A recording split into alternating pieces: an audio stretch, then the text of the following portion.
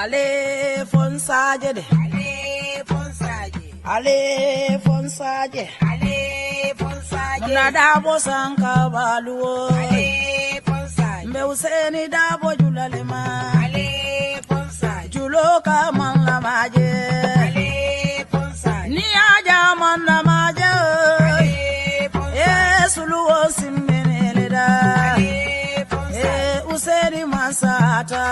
Ale alale amansa andi ale ponsai mbaro da bodima ale ponsai mbaro da bodima ale ponsai enu mukunda da bodima ale ponsai alale bate jola ale ponsai masole bate jola ale ponsai aye gambia bondi bata kono ale ponsai maje molu bele sewota ala be nyinkera ale bonsai maso be nyinkera ale bonsai usen bodanyani dobo ale dobo gae usen ale bonsai anata kombo tumami ale bonsai londo nata kulli ale bonsai okaelo adabo ale bonsai ayado kuoge gambia Kaya Mandela ale fonsa mayinduru kema ale fonsa ala fosalida bokema ale fonsa adale bate joda ale fonsa yenjila sise dimma ale fonsa ganja mane dimma ale fonsa sali suare dimma dem ale fonsa jari jalo dimma ale fonsa jari ma ale fonsa tida sise di malem ale fonsa munani tata malitu ale fonsa munata ni kumbole mude ale fonsa juguna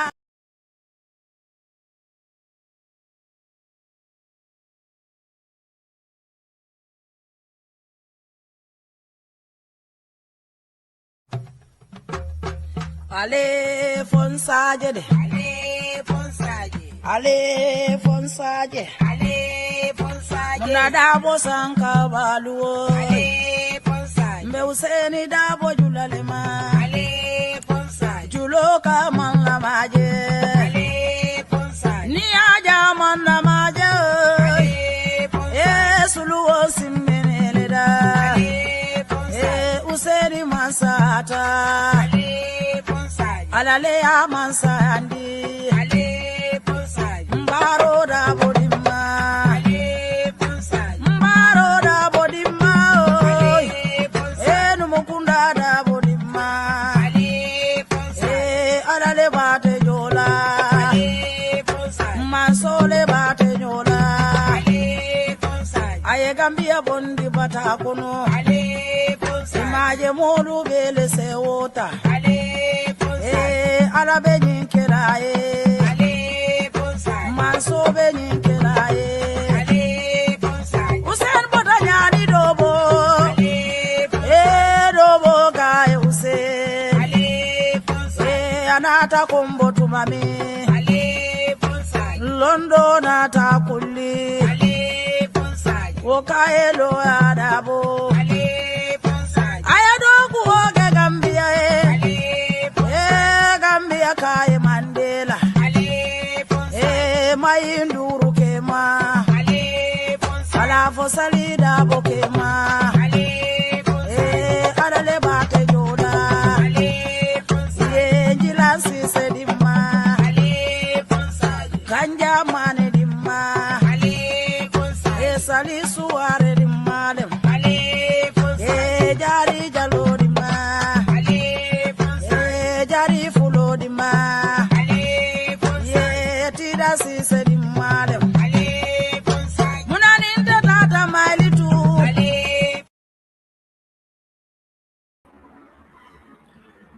Yo, assalamu alaikum. Badingol mbal kontona bake YouTube online bantaba la networks about the 3 networks that we always broadcast on Facebook and YouTube, TikTok concurrently. Today, Saturday, the 23rd of May 2026.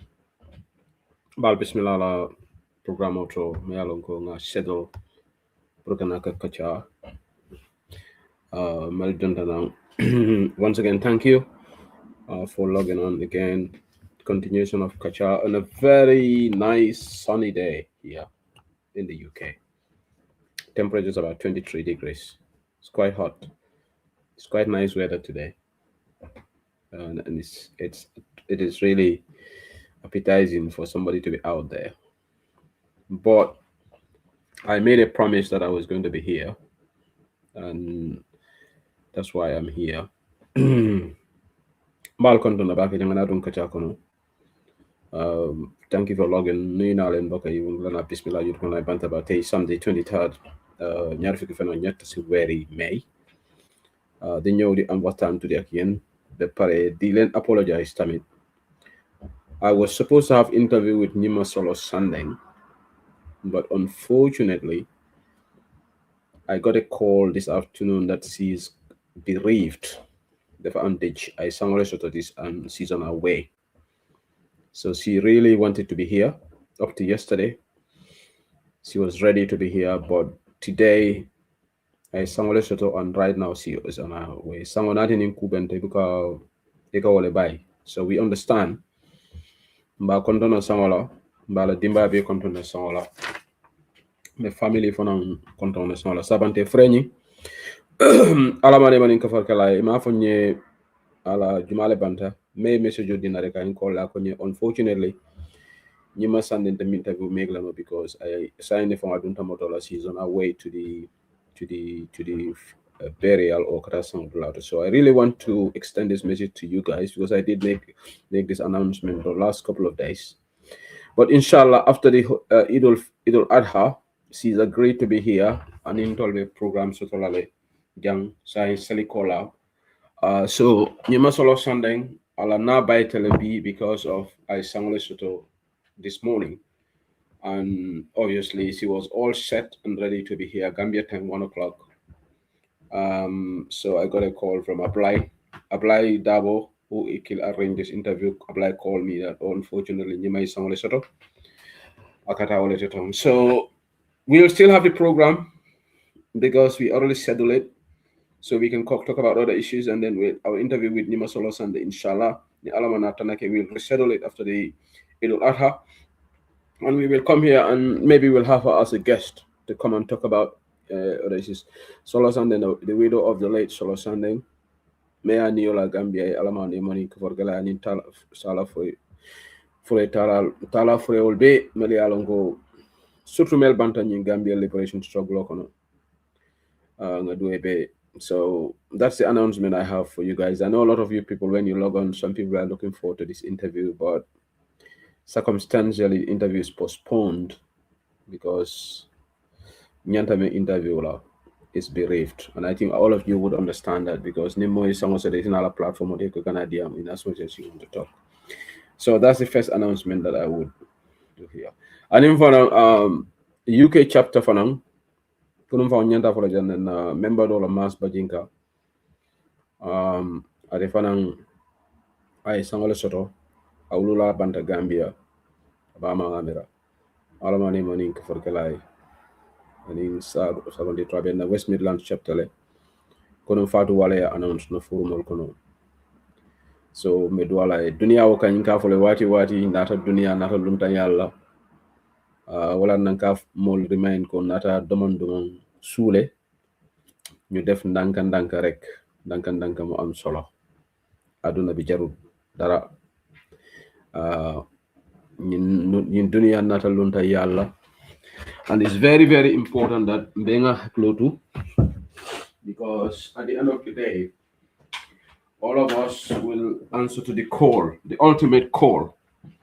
Nyalongo mansata late say ali follow da janna ka balode da lar kono nga fo programme to janne to hadama jongo jiso jatale melom nin sama ke rek nga niyo ka sunu nga mirantal fangol la, because sama naketa momo ke miri fangotal la.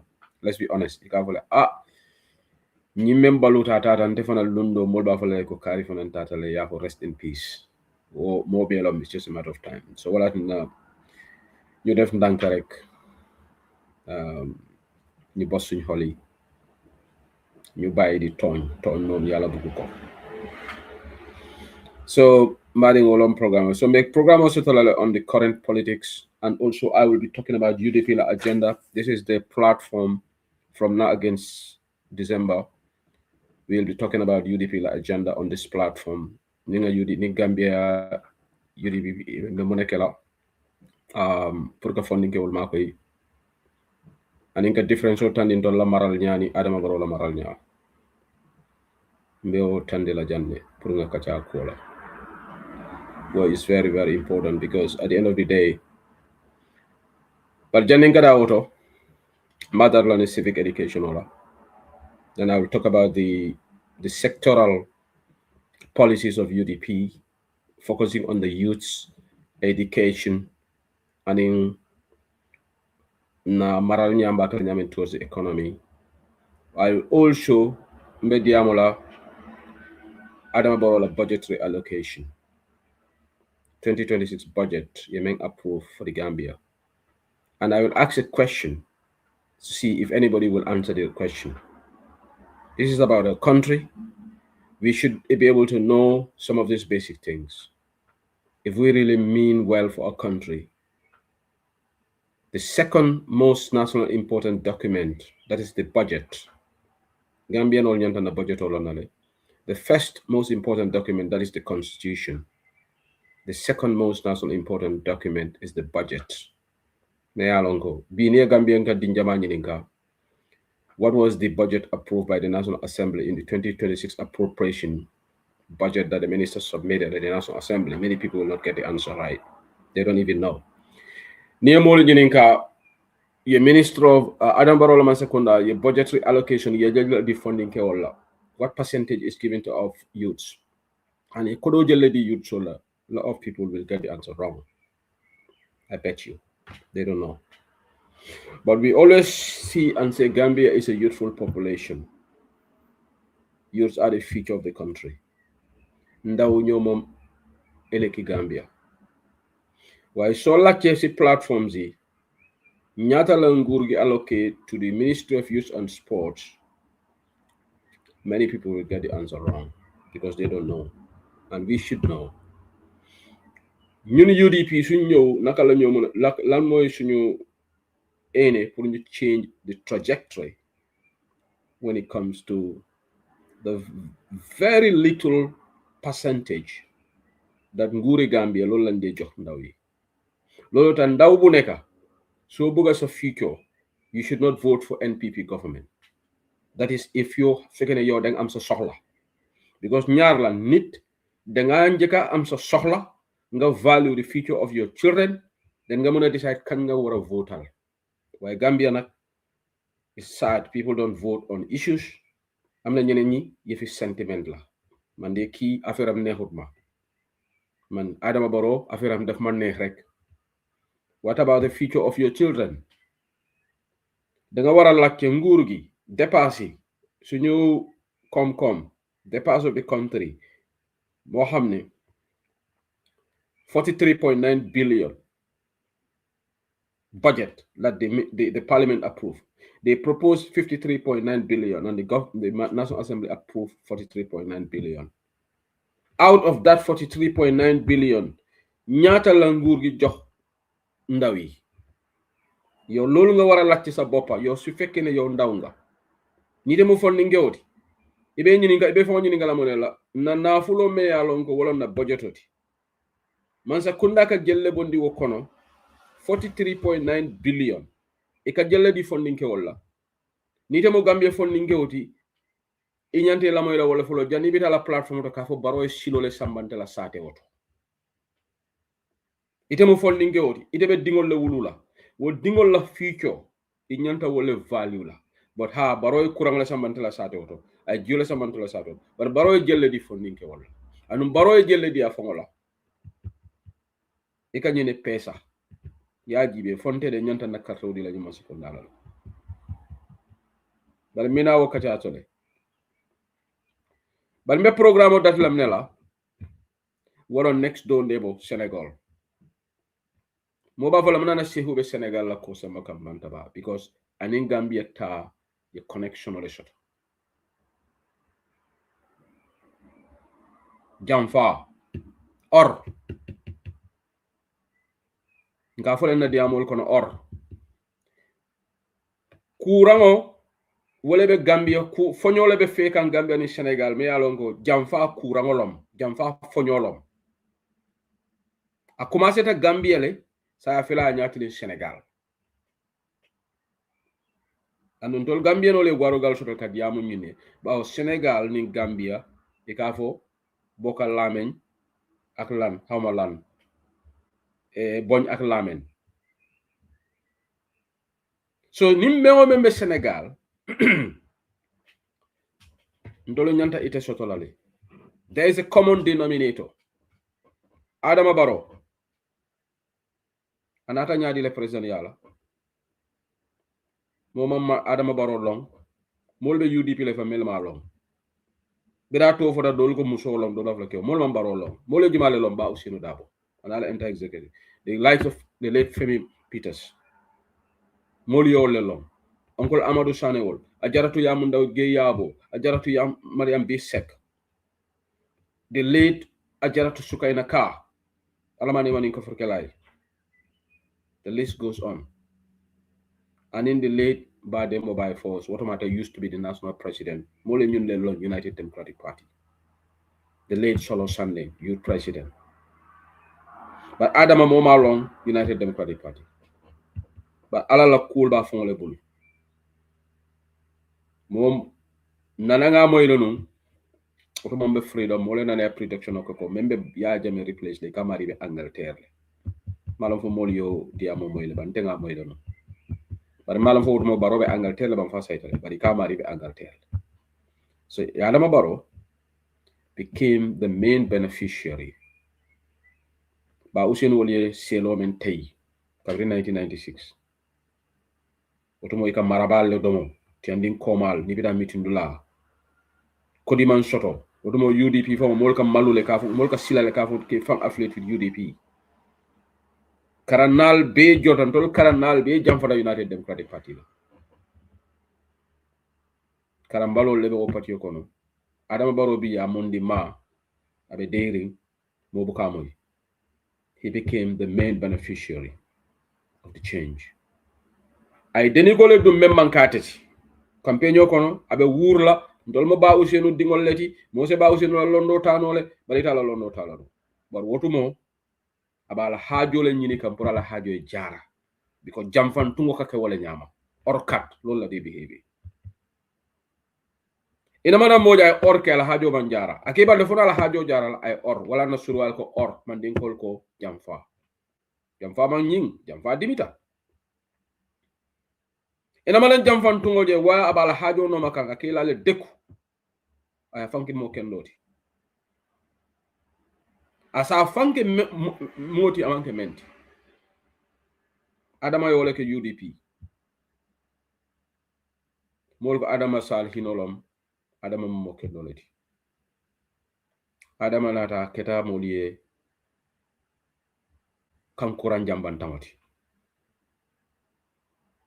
sayne Adama la turu kolabe funti kam bawo say president yana fo ba kun aka lo platform to aka oppositional bully aka kuma tejjerente fo oppositional but birabe UDP mo namana Adama nengo moy and he used to be the deputy treasurer he used to be an executive member amanke koma lankati de amo executive member le deputy treasurer Uncle Amadou assistant but namana lo podium moto ngamoy ajaroto Mariam Bissekale ko wotumo diko Adama e diamu podium moto aboko som atata America anin tala sigol nyasi alamande manin ko forkalayo itata America pour que UDP ko fundraising keje Adama be o UDP wato kono Adama be UDP le visa ñin Adama Barrow ka dundi play no kono follow ka dun ka sama America Adama bi jabala business so animal be siloka e ko wotumo ni mo le UDP la Adama ka ta telephone auto le abala business so promote wotumo le ñanta jamfa souté la cour but Adama tata bi 2016 mol pasita marla membe banko kam dol ko maralo mambeteya ando molla jeni yalo fatalale natam be bambuta ba Adama Barrow ko nga sindi president yalla 2017, 2018, 2019 adama e jam fa dati ba useno be man sekunda abe foreign minister adama ni fa bakari to monjata woni sidi njawol kakacha UDP ngol bay pour ndenge fasa adama e nyin jam fa le city molo UDP jawolu UDP jaw kumbalu meli yalonge dama la fi UDP maraloke wolu fanan APRC ngol yaje ko nyimu opportunity le pour nga UDP stop yana bay to lentol kele modi president yaro APRC farata fulati dolu kodol dunte la posol kono adama baro e kodol dila e tata e kafuta e koy grand coalition ok baronata si akay election o winle fo ñine mantra ke kan Senegal ba Jomay Fay mo jama man Jomay Fay lo mbiri ya to fo afana menum Pastef le excuse me let me drink some water today. You need to be hydrated. You don't have to allow to be dehydrated because it's hot. So Adam Jomay Fay fanan nata Ousmane Sonko Macky Sall ferol be kala ka frame ka tumiro la kan kay musole bolo boyin kan ko be pour ka ferol si ka sorom protesol ke da niol bada Senegal say Ousmane Sonko to lola no ate Jomay Fay bi ate fanan nata the main beneficiary ani Adama Barrow la cool be mulunda kuno Jomay Fay wala Prime Minister Ousmane Sonko bay as Prime Minister and afanan saying sa ni Macky Sall la mo lebe do ko la fo Aminata Touré lom fo Mimi Touré lom bam sa e ka fana lafta coalition la kala ni Macky Sall la mo pour attester 2029 as to president yala kam ka Ousmane Sonko stop and afana mina incumbency le use la ka kodo bondi ka Senegal o dingol ka kodo dila ka kafol kafu pour ka Ousmane Sonko stop sa ni Pastef fele say Mimi Touré lom membe ke ka UDP ni NPP tema wo fimo wala fana start ka play Senegal difference tije bari ntere njikita nyina ko Senegal ni Gambia man kilinde ngo kunu nga difference o jele ko Senegal wolu biring Ousmane Sonko ya announce ko ya bayle mol kafo tata kafu jaba wo manke Gambia de biri ba useno bay yes UDP la mo jama tata ba useno ya bari kafo mon funti wala ñanta kelanu ba usenu crowd la ñanta funti la mo le nam bo man brikama ye bonan sere ko na crowd ye funti yeta ba usenu la ko ba ko bar wo man ke Gambia de bar kunu wala kata Senegal hey ni Senegal man killing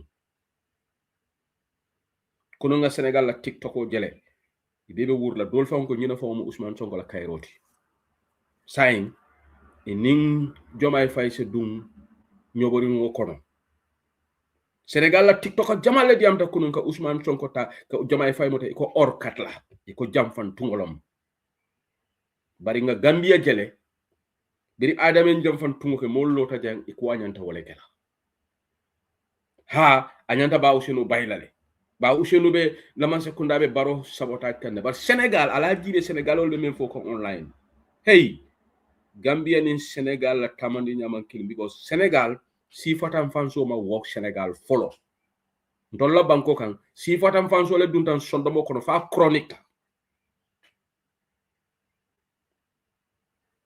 wala Gambia batandi APRC gol ko ndol UDP ngol tribalistale because ni ke mo yi kontolu handol fanan tribalist jam momo ka finger point ndon ko nyin tribalist nyin dom ko nya ha si ko latine jamme kele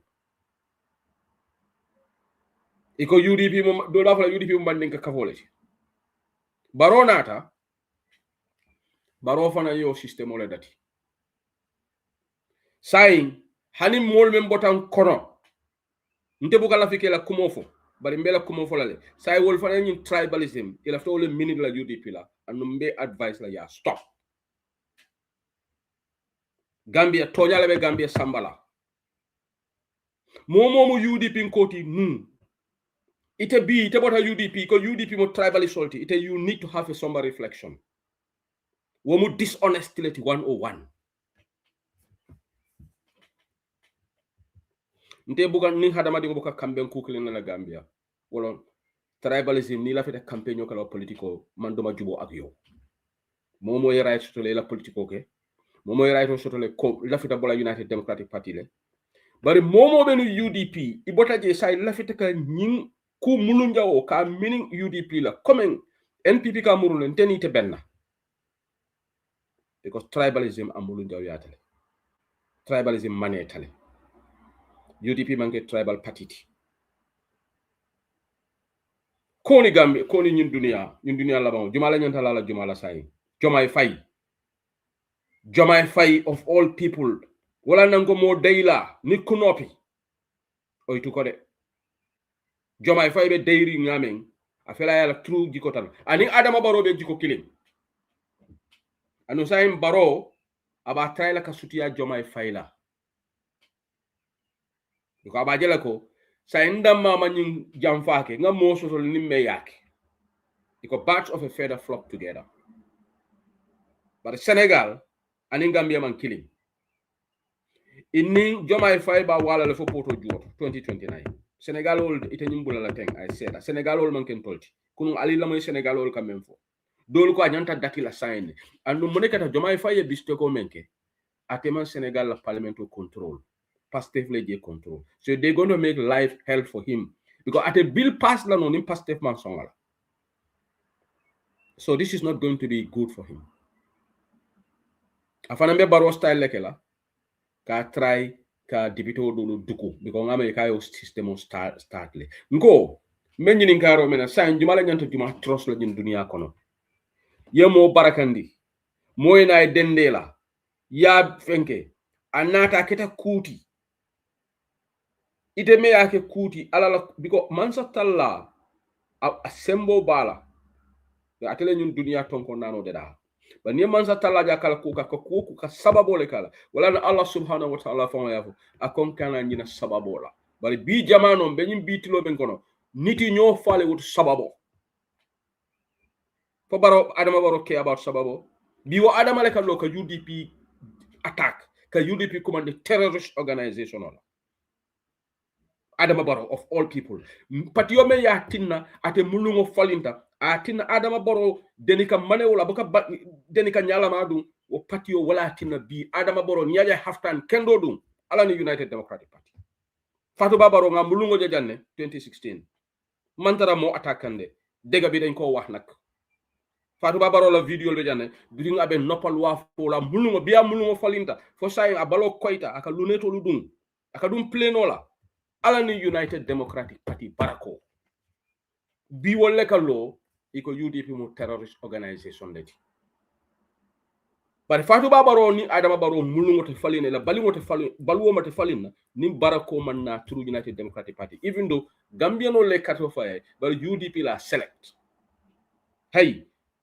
or legi is the order of the day in Gambian politics in African politics Gambia Senegal people don't care wala na say ni mobe mo makoyla kana dum bakere yes nte bol advice de la because academy le ni be dum na mo la ko to dum i sinkilo ma ye sinkilindo londi band mo kana mo trust de ni nyante kala lesinati mo be ya joma ye ni manya menkete adam boro ni manya menkete dim mo man karanje hey mo nyante ka karan dunia kon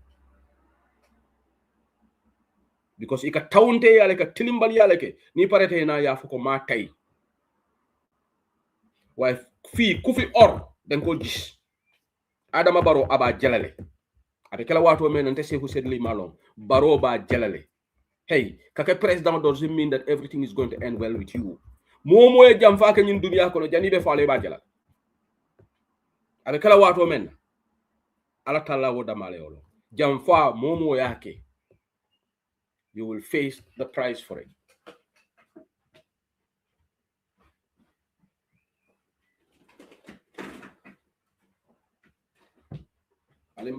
it's very hot. Let me put my fan on. It's quite hot. I haven't put this on for ages.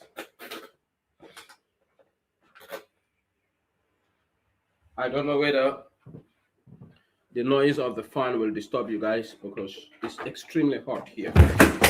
I'm not fan in the display container.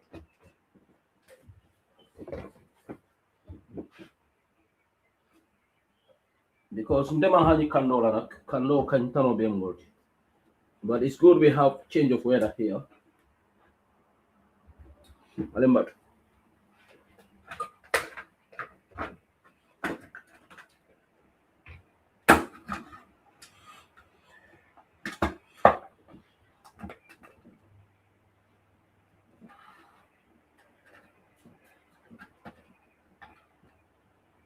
I hope this is going to be good for me. Yeah, it's extremely hot. For the first time this year, I'm putting on a fan because it's extremely hot. I think we are now in summer, right? Summer has started. But malam for the noise is disturbing you guys or not. So basically, Adama Baro and him do my fight, idaji ko be killing. Mone fata because it will be jamfan tungol lemit. So hadama dingol so nkaja politiko konole ye momuta yake kuti mol kalo ikafo ha karimante mako nyinna akam ko well my brother when he said Talib ako UDP mat te winindi ate fana he misspoke there ko alani UDP akita mayoti so momo nyanta recognize la alinga migra kununna alinkana ke jamfan tungolti alinga mo wala nante ndama jamfano nga jamfaja kan dimile Senegal ning Gambia la kofele mulunta ngalon Baro must be very happy yesterday. So Mr. Gagu, I will have you. Walaikum salam. I will have you because not first guest ning. Aparata nimborana analysis I will have you. Mr. Gagu is on the verge of joining UDP. I'm going to NPP quality by interview la jam program auto. Afana mina la naika benum bi jola program auto. And afana multi me alonga he's got great connection in URR and in Gambia in general. So legi do xam kan nga olu Jomai Faye fela fana irim bambango boy Ousmane Sonko be nyameng Jomai balo fom balatiyo formal lo nga véhicule jala be Ousmane Sonko escort kan kata ka murundi ka bondi ala residence to nyino me yalon ko Macky Sall ko bele la kan jang ay hunger strike jam fo dol ka fo fon ate balula that galvanized the Senegalese population to vote massively for Jomai Faye 7 years yeke president ko Senegal la tamu 7 years leti nata 7 long o ban kanyam president yala bang wa Jomai fana la fita 2029 fana jala ay 2 terms ke Senegal le term limit sotone so nyimbe nyimu hadu moleti after 14 years kamaralo anu kuno nga fa jam programme otole because ni be nyim pala solto first lady yolbe jagar la designer bagol be dunne be duna pleno la wol fana ni kacate ba fale place bi lum nehe hana yo ya ko bay Fatou Babaro yo leke Gambia Fatou Babaro birim wato sita ako baro ko jam fayte be nyunto la UDP bul di amol wolita state house mbati nga nyim block bang na moderator na le nyin sifa jal kari block nyim mo kalantangol mel kana programme auto tek and they come with different accounts kunu nga sabale block moderator na le nyin mo kuntangol jeje inata je commentary ka alila account block please alkanas time we are here for seriousness so nyimu wala dalati Pastef ndolni UDP sa ndollebe category killing alngam blol du ñokono fonyo me yen dolma jamvan fonyo men dun tan dolya ye wole ken dolla sign atol fana now you are victim the same thing so alma work hand in glove Pastef and UDP because tilimbali ale ketana diminale ketana so nyin kusifa nyin nonsense so wala be kana banko kan say now who are you going to trust now saying akija horo fo be warla le pour que mo barakandi politiko kon e kam molu jele bop UDP ndema mbala moy bo United Democratic Party ila waro gallo ni rafta balaji because membership is by choice to be a member of UDP is by choice ndese who said dele and all of you who are in UDP all membership is by choice imam mo forcé pour do UDP so ni lafta exit la it should also be by choice Yes, people can disagree with your choice, what is normal in politics, but everybody have a fundamental right that you want to exist. But what I will not like, or what will be disingenuous and dishonest, being dengata UDP nga bojen ko habar UDP from sifatam fan sol kekeji. Wala na binga pa modu bojen jay several to Facebook. Ako, can't you sell your agenda without, because dolo malam for Sophia to nyadi la be UDP ko attack la kaka UMC le support. I tribalism dunda ko kono.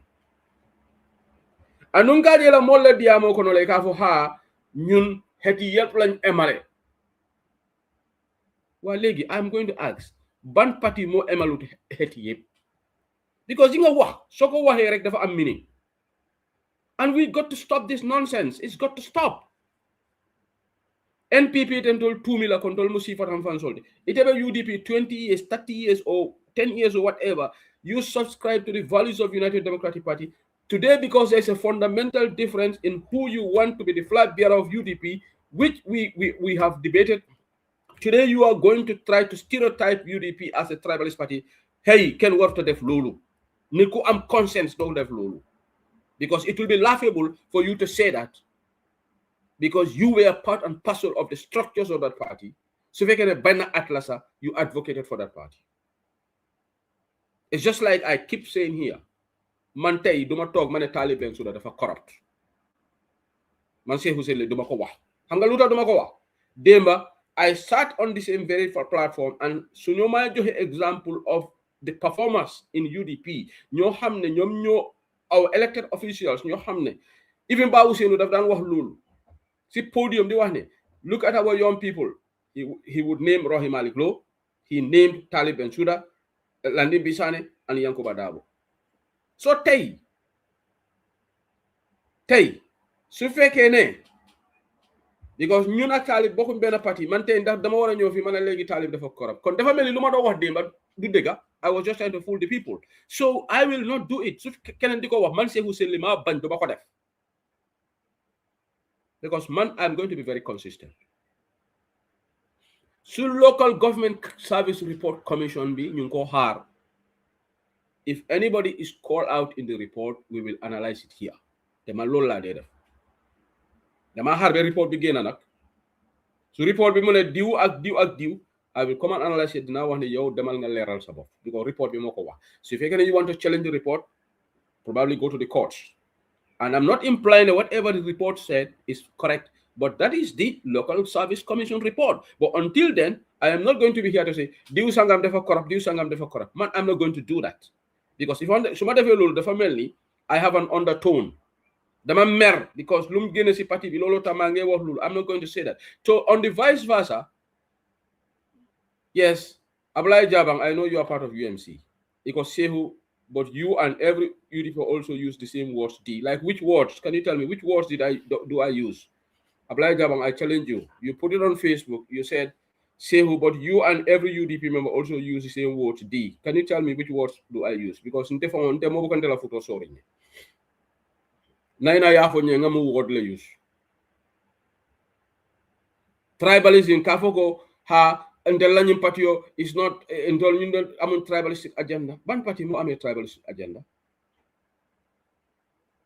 Particularly when you hear Benje Degane guiding the Tumal UDP is a Mandinka party, when you were even part of that structure. So I think those narratives stop. Gambia than Senegal. Jamfa fonyo wole be wo banko kan. And nyin jamfa nyanta mbele nyanta kelela jamfa man bete ya jamfa mu ku dimindi ngole. And more men be ka jamfa ke ka tawle. Tawnde doron. Itolle along ko be jamfa la. So Ablai, hey, Mokanafo, I am going to be distracted. Ablai, that every tribe is equal in UDP. When do I say that? Yes, in Debo Fokan, okay. Ablai, thank you for bringing this.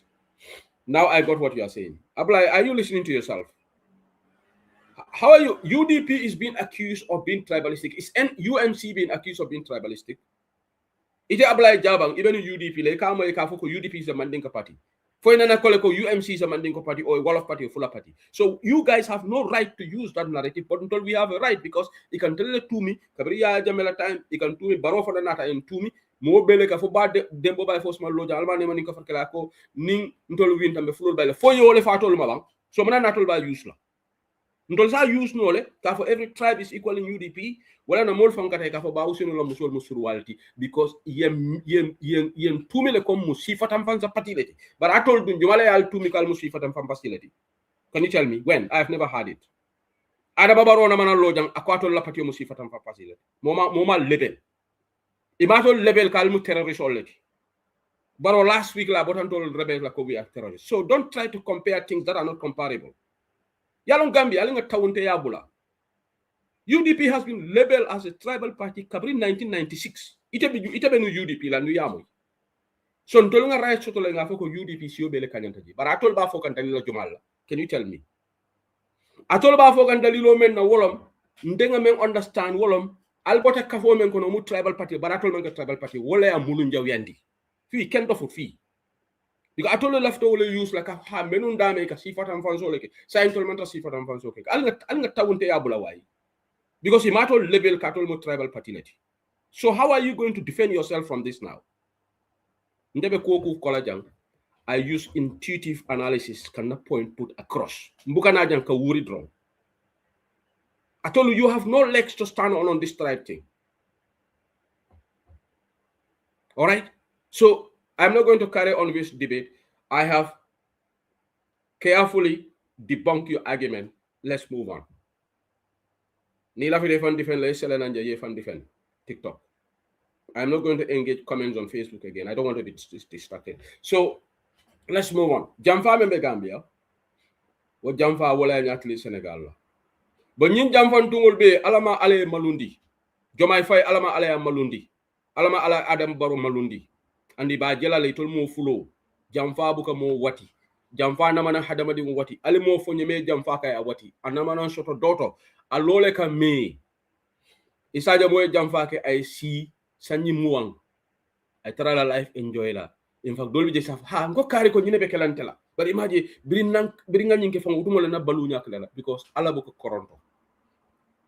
Man satala buka koronto de.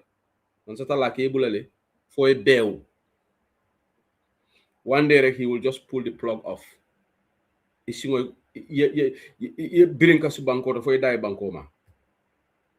So barol ning jomay fa ibe njele nyalal de momo hadama dingol jamfa e ba jalal alim dolle ka koronto abe kelam atekala mobe nyala na bari dol ba witness dole lundo mol sina Gambia sina sifo ba ye balafa adama baroy ngo bless Kampawari Burkina Faso aman Thomas Sankara jamfa ba. Excuse me, guys. I think I'm having a bit of cold, and I have to put my fan on, unfortunately, because it's hot. Excuse me, my apologies. So maybe I'll go to put this off because it's not good for the cold. So y'all remember hearing Bless Kampawari, I Thomas Sankara Jamfa, Mome Yalongo Thomas Sankara Bama. Wala tini kulu dindima iteleke la rankili we kudeta ke it's too hot sisla it's too hot I kudeta ke wonata trust anata jamfa aman jamfa aya fa ngona danta arresto fongola baranata fale ka murder in cold blood asita bari Bless Kampawari sita how many years ay Burkina Faso mara man satala man koronde bara la jibe al labon ke tanyamin ahena nan tumaran ke yari ngala video le jabe abe restaurant kono former president abe halakiring amulungo folinta wala nanko momo e jamfa ke nyin duniya kono e bajalale ete amira ko itajala bari bajalale janni be faale bajalale Bless Kampawari hayna nambia alla ba mo nyinya anum bi Burkina Faso fele ye Thomas Sankara muta yake ay konti Captain Ibrahim Kawara ba tala ba monument so la aba celebrate la Burkina Faso ngol be ba fola la legacy Captain Tarawal nata amanta baloring but ay bunya after be rafa ay bunya horma Kampawari fele bi a tumaranke ate murla no afongola banko kam wala nan ko jamfa bu ko mo wati Adama Barrow fana be nyin jala nyalal de ndolle be korontoring Adama ay nyin jamfa menke UDP la Adama ba jalal de abe kala wato mena molon andi Jomay Fay fana ba jalal Lamintal Greetings. Thank you. Guten Appen. Ngamal ka fole ngama for Guten Appen lomba malo. So now let's go back to UDP agenda and nga ñina ñin jomay fay issue la Senegal wolbe la kuto tay la hanin dol mol makoy wolbe la kuto tay la Senegal wolbe la kuto tay la ha wol ni ñimba wala la fo poto jor so sa ende ba fula le mena al ñanta karto fala UDP ngalon te dol konti Guten Appen. Thank you, Lamin. Ngalong alte Doluje will not convince them. Doluje will not let UDP like fair enough. And it's okay to oppose UDP. I have no problem with that. I have no qualms about that. Allah right long UDP oppose. Because nim bolbe UDP support ate watila. Wo party le buka keri mobe ka mobe in support. For dolien to oppose. Bari sa nangal ñininga question all. Atol Gambia funding ko lembe platform of GBL. What percentage of the budget is allocated to the Ministry of Youth and Sports according to the 2026 budget? Mafo Moita Googled it. Can you tell me, can you give me what percentage? You don't have to get the exact percentage. You can give a rough percentage. What percentage is given to youth and sports? And what percentage is given to the office of the president? Many people don't know. Particularly the youths. Anyanta alonale. Gambia funding ko anyanta alonale. It's an insult. Sagala. Dole ka for 35%. Keba Singate, are you having a laugh? I think that's a mistake. 35%, 30%. You guys are getting, this is not even up to 5%. It's not even up to 3%. So you're going to 30%. It's not even up to 3%. No, it's little above 0%. Okay, it's 0.35%. Hanaman 0.5% for us. That's $133 million. You already can be funding Keola. Neo proportionate out of our budget of 43.9 billion is just 0.35%. And this is the youth. Gambia is predominantly youth population. Adama barola mansa kuna niwe budget to kude talala. Iko Gambia funding Keolu. 0.3%, honey 0.5%, but barola mansa kuna is getting 2.7%. The office of the president. So 2.73, I think.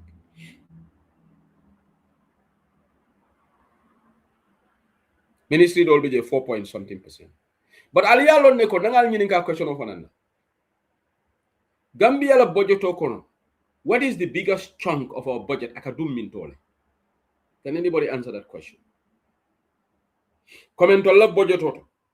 The lion's share of the percentage akata mintole. No, it's not State House. State House is just getting 2.7%. No. And these are things that we should know as Gambians. Debt servicing. Boubacar Drame got it right. Debt servicing gets about 29 point something %. Almost 30% goes to debt servicing. Thank you, Boubacar Drame. You got the answer. You're spot on. Gambia la budget or lion's share bekata julu jola debt servicing ka julo menga 30%. But 0.35% wale kata funding ke wala karola youth. But nimbarolo ta podium auto Gambia funding wolu NPP mansa ko nabal fasala mba musolu fasala be kela jang and they are giving you 0.3%. But almost 30%, 29 point something akata debt servicing. Wolom debt servicing wolom ni julota lankang ila interest payments because julo ni ata basolo. So Gambia is predominantly a debt service nation. Fonga 30% dundi sono gundala no. No, health sector nga 30% dundi no. Interior nga 30% dundi hani police security no. But 30% Gambia dingo be nyanta nyi lona ko ndola banko nani national budget kodo na fulo 30% of it abekata julu jolla. So Gambia be develop la no nyadi. No, we cannot develop. IMF and World Bank buka bank will develop. Name me one country may along IMF ni World Bank Latin developed. Amanshot. IMF gives credit facility. Balance of payment support. Alkamoyle economists will have balance of payment support. IMF keeps giving that. Akamta ko be dogu wala. Emela na fulo maraku. Janin karo dala 15 days itela kodo ye bank. Ila depa solbe ita banko I'll give you overdraft. So bank overdraft will deal £500 or £1,000. So you will keep living on that overdraft. When will you have savings to be able to develop? No, you will never develop. You will always live in that cycle of poverty. So bankobe wala nyama in simple terms, Gambia be situational economy. Ndolla nafulo bukansi debt servicing ngata IMF credit facility dina new every time accountant you live on overdraft. That's why Gambia is not developing. Ndol United Democratic Party, we want to change the trajectory on this. Wala nanko al banko dina. Kabrin Gambia fan soto. Ndol katu julu talla. Nyin silol me yalon go barobe takan julul lom.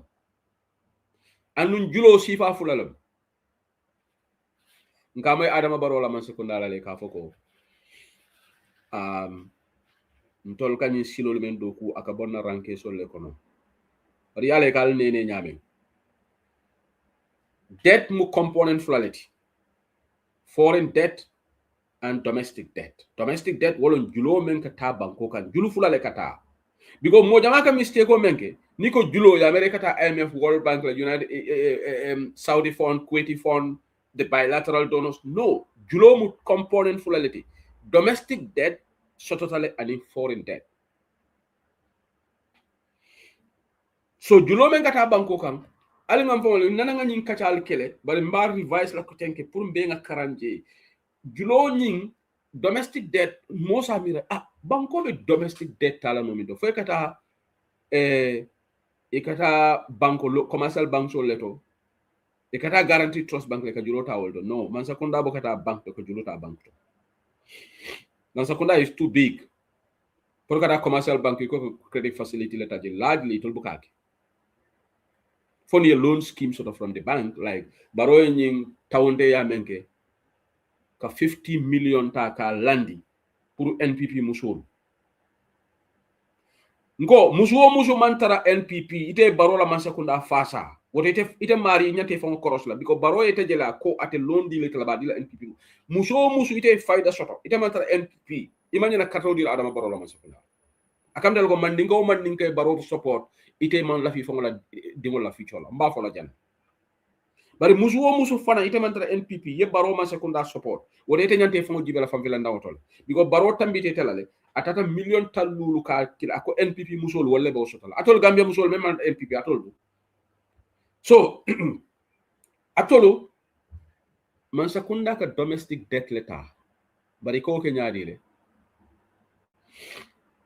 through issuance of treasury bills nameral kanyi moyle man sakunda is treasury bill tolo ha alta ale treasury bill tolo san central bank man sakunda la julu taka ka wala tu treasury bills wolom hanite bembe to abduja ni after you can invest in treasury bills. On secondary will go your treasury bill to wafi central bank. Ite ni muna fulutiyoti you have excess of money, you have savings, you want to invest. Yada go treasury bill to a maturity period plus 6 months, dolbe 180 days. So mansakunda kanete jole but ite kodo di mansakunda la so yeta yin koditiol wole treasury bill to wo kodoli ko wole ta wolon juloti akaka debt leti. That's what they call it. And Walatin interest rate is always going to go high. Domestic borrowing is high. And this is why the dollar is always depreciating. These are technical issues. But we try to simplify it for Gambian or Pralia understand. Ko Walatin the dollar so keeps depreciating. Wala dollar so be boykam. Ndol yudi be man sako nan konin nata. Saimbao that the all world platform oltole. Iko UDP ndol to always complain now. Barola man sekuna mantra ke ko bari ntol baka fo mole memene kela. And even though that is not true, but now I am going to say UDP ntol be menekela funding ke woni ne UDP man sekunda nata Ndengaja UDP man Sakunda give 0.35% to the youths. What more than discourage la? Because Buffalo we are not serious. Because ninga baro jalai aka 0.35% of the budget aka already youth soul. Ndol fananga na ngo DCMD what only baro different jumal betalaji. So UDP has to increase that component. Minimum 5%. Minimum of the budget. But UDP also have got plans. Kafoko. Memenekela, mbe skill center so la banko kan kal train youth entrepreneurship fund. Youth entrepreneurship fund wolong manan kungoti walang kame along ko man sekundale ba create la pour nite mo funding ke oti. You will have access to that youth entrepreneurship fund. Pour kataka business or start ke fomo mako warang kataka ka project or start. So that's what we call youth entrepreneurship fund. Nyimbento la manifesto konal. And 25% of government contracts and projects farang mbadila funding ke wolelo. So ningal ko mbukan na agenda fo fon nyimbe nyimbe fo kanja woman ken agenda tiba. LPP ngol control ka to complain la mbaka agenda fa I'm explaining our agenda ko ninata me nyine kala funding ke woli. Number 1, the budgetary allocation to the youth have to substantially increase from this insult 0.35%. Ichiko Gambia funding ke wolo feature leader barola man sekunda ka 133 million la di youth soul. But Adama Barola office, how much? $1 million. 700 and something billion, almost close to $1 billion. But he got 133 million. It got funding along future leaders of the country. Barola Mansakun, Nimbarobeta made the people stole 50 million or whatever. I tell Yanda Balonkono, I tell Kuma Kalantangol Folaji. Bankudingo Lukana Vasotaji. Ndol UDP ndol mene falin na nyina Karola ka Youth Entrepreneurship Fund Londi. Ka 25% of government contracts ka di ni momo nata contract on baji like 75% of the contracts can go to other people, but 25% is purely going to be allocated to the youths. Funding ke sobewol mele yalongo they have meaningful projects. So yalo ni UDP man sekunda okay. New funding will benefit from that project. You will UDP man sekunda jalala because the opportunity is there, the outlet is there. It then honors will be on the UDP Gambia funding will to benefit from that. But if a tarla sirila ataya vul fananto, iko UDP nyanta 25% of tapatila le na yata sa itebe sirinka boy mandema nafs boy inte nas ante bita Babylon ne boy inte Gambia manke yati woto jumal be UDP jala fo yefane wuli yete la project o nyini ye project proposal samba mansa kuna ko nte lafta poultry farming ne start la for example nde ngal liyo le process lafta process like a liyo ni export ka ke botulol kono ka export tubabu duja nde lafta fen process la me alon ko se export ol ke comme ni na tubabu duja atol membe Germany maybe nali ila bitiko do long ayaje Burkina Faso na alkata ngamal for revelon atol membe Germany ngame ye bitiko do so de reve I don't know whether I'm pronouncing that correct. You walk in there, you see some of the products from Burkina Faso, they packaging them. This is product from Burkina Faso. And I was very impressed. Ndolmo opportunity soto. Gambia ka mune deda ya package ya samana tubabu duja. Nada. Nekufa. Atiki. So nintol nata UDP. The transformational start la woleto. To try to engage entrepreneurs. Doko jako Chile. Yes, doba fola yes we do. Tonyalo, ñun kala Burkina Faso captain Tarawale la ñi change sol beke. Par ntolbe siring na fulo be pisse pasala na banko kan. And woman na funding ke wala side let. So ngondi nata karangola. Karango is important. UTB be moneke la karangola education. 1 year of early childhood education wo be kala compulsory. 1 year. Ñim basic childhood dindingol ngajana to abuduja dindingol hani be doyari ikate samba ñim preschool jang Angleterre ndoga folo preschool yeta ye samba ji parents ol fon ka bata bak im fa ke kataje ka 2 hours ke je na jagar ni be doyari ni te dindingol drop preschool to iko kanam fo ñon dinna te mela de 2 hours si yeta pick kotenke but it's gonna happen 9 years of basic education and in 3 years of secondary education will be compulsory and free for every child. Public schools, UDP will make this compulsory, but in Bakala free lete fanang.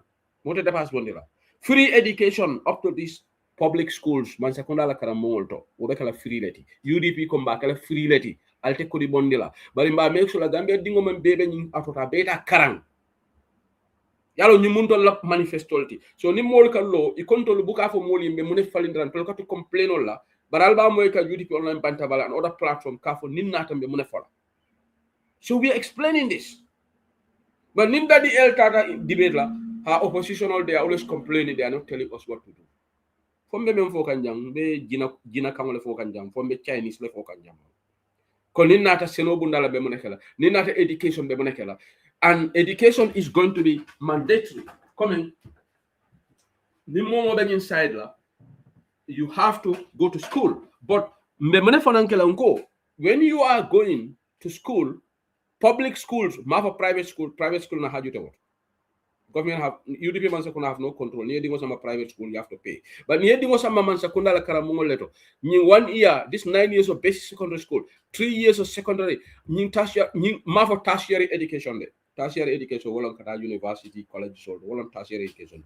But in secondary, mbawo kele free. At least Gambian dingo be at least basic education so. So free ite fenjola for public schools. So alege lamoy because jani bete ba fola ko UDP ko ni nata ibe education ko la free let ndema fode, but at least basic no kala free let and nyimbenna manifesto ko dole nyimbenna 5-point agenda tole it is there. So mbi meta ngalabang jang in terms of economy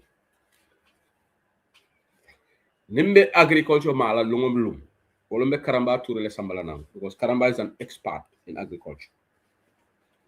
UDP la Karamba Touré nimbe agriculture mala lungol lumbe Karamba le sambala nang ja ay na kacha Gambien oli UDP be seno buna fale na nyari pour Gambien oli na moy wato tembulu so tolbe focus la mo kan say pretty much na agenda policy wise afuta Gambien oli bulu febe kato dilane ta dilane. But economic transformation, we have to produce, we have to add value, we have to export. Basic economic theory tells you the best form of let GDP improve and to reduce the pressure on your currency. Yes, UDP will introduce mandatory youth service scheme. Bubakar Drame, thank you for reminding me. Mandatory youth service scheme after high school. Thank you for reminding me. Mandatory youth service scheme. Come and buy for us a Nigeria high school. It a youth service scheme. Yanin funding go letara siring ata volto etara siring fengole bagola ha ntebe kata Babylon na funding feng janibe Babylon silo sotola. Teta youth service scheme me chokara. Right now, it's not mandatory. I don't borrow la mansakona. They don't have these ideas. But in tolba kala le ngalo ni funding goal be duna nyola wala because do ningol ba fala ha say la tam force la ngata you service screen sa nyine ka banku sobe wolto ntol mina do ko la ntol man na talin na ntol man na talin na de ko barola man sekonda ka to talin kon corona cost ntol man na wala de. Okay, so thank you for reminding me. Mandatory youth service scheme also is part of our agenda after high school. The high school bank yeta you service screen you fenkaram you learn something in baby UDP la man. So UDP we have agenda driven policies for the youths. Yalon say moten jalay la wala nga education fananta male and substantial amount of money will be contributed to the UDP. Quite a good chunk of the budgetary contribution will also go to education. Okay, so thank you so much, the Critic Network. I also reminded you about the policy in education. Thank you for reminding me. We are all playing our quota, but substantially, Ninga try we attract foreign direct investment, but UDP government will not succeed, and mark my words, and no government will succeed if we don't have fiscal discipline. That is the cardinal principle of economic transformation. We have to get fiscal discipline. Fiscal discipline wolom ila dapas nya ika dapas ko nyame kuluro sambaji. This government doesn't have fiscal discipline. That's why they are wasting expenditure everywhere, left, right, and center. They are traveling helter and skelter. Per diems, even when Barrow put a moratorium on travels, we see ministers traveling left, right, and center. UDP man sekunda, nin nata, man fiscal discipline ye. I will marvel like we're gonna fail. Nim ngaje kon na tamandir nya man fiscal discipline somebody tight budgetary allocation. We stop wasteful spending. Hani meet the people store me ala kaketeng abele nyanta stop la. Naman stop for a delegation and cocktail. Let the president just go with the agriculture experts and the convoy jamabal bele nyanta talala. Not try to stop la no. Because eco president should go and meet with the farmers. Not try to have any small delegation yeta. You don't need to go with all these ministers. You don't need to go with civil service basic convoy so essential. The UDP or silanya correct. UDP support okay, what this is, we are setting ourselves to fail. We are setting ourselves to colossal failure without a shadow of doubt. So these are some are going to be paradigm shifts in terms of policy for us to have hope, glimmer of hope, because we are going towards the right direction. But ninyi manke dorong fonga na depaso tala. What depaso you need talata? Hey, ngafo na dia mokono jane. Banku baga develop on the back of World Bank and the IMF. Nintol ko mena jiko kala World Bank and the IMF, then we will fail. We cannot outsource our development. IMF ni World Bank will be jele pour que ma koy pro e kamone fo suli buki fi suli malo sural ka ko nyami suli buki fi malo nyaadi comme ni salary soto ya be la fenke jetara banko de ko al overdrafting warang yela friendo je ka ko boy ndefele kapotele ma ko je 200 pound kilintolo wo 200 pound le ka ko ni karo fata mbadi delal so ni olo 200 ojo you are back to zero. Because you will go into the same problem. So IMF, they give you balance of payment support. They give you credit facility. Because you know what? Email depas will meet no. So cut your code according to your size. Another thing that will be critical to UDP's success. Nimbe nafate tarlala, ninga nyim policy kendolke, bari sunya robe wajabiri na banko kang, o kura mamebe barola man sekunda, UDP abena policy koleko, we will stamp out zero tolerance to corruption and violence against women. Nimbebe UDP la manifesto totally. Because zero tolerance to corruption and violence against women. Musolu, afele UDP paretal fasala. Ko, ndolute sonna, tapaleyala, but also ndo sabana puru moluka musolu la nyanto tinye buluka boy musolu kam. So mbe Gambia musolu mbe protect lale. Nimbebe na manifesto totally. Altale UDP la manifesto kala. So Gambia musolu, na lafta, musoli ale fasa alla nyanto ale soto banko kan al carte of the United Democratic Party la. We will have zero tolerance to corruption and violence against women. Domestic violence. Gambia ka musol je ke wodoli ka advantage ay musol kan with impunity. Al nga toñaf. Musol so tara futula korda kon. Dol bi je nay ko makelim fo rek tulu ya tulo fadi. Kur feñole fay.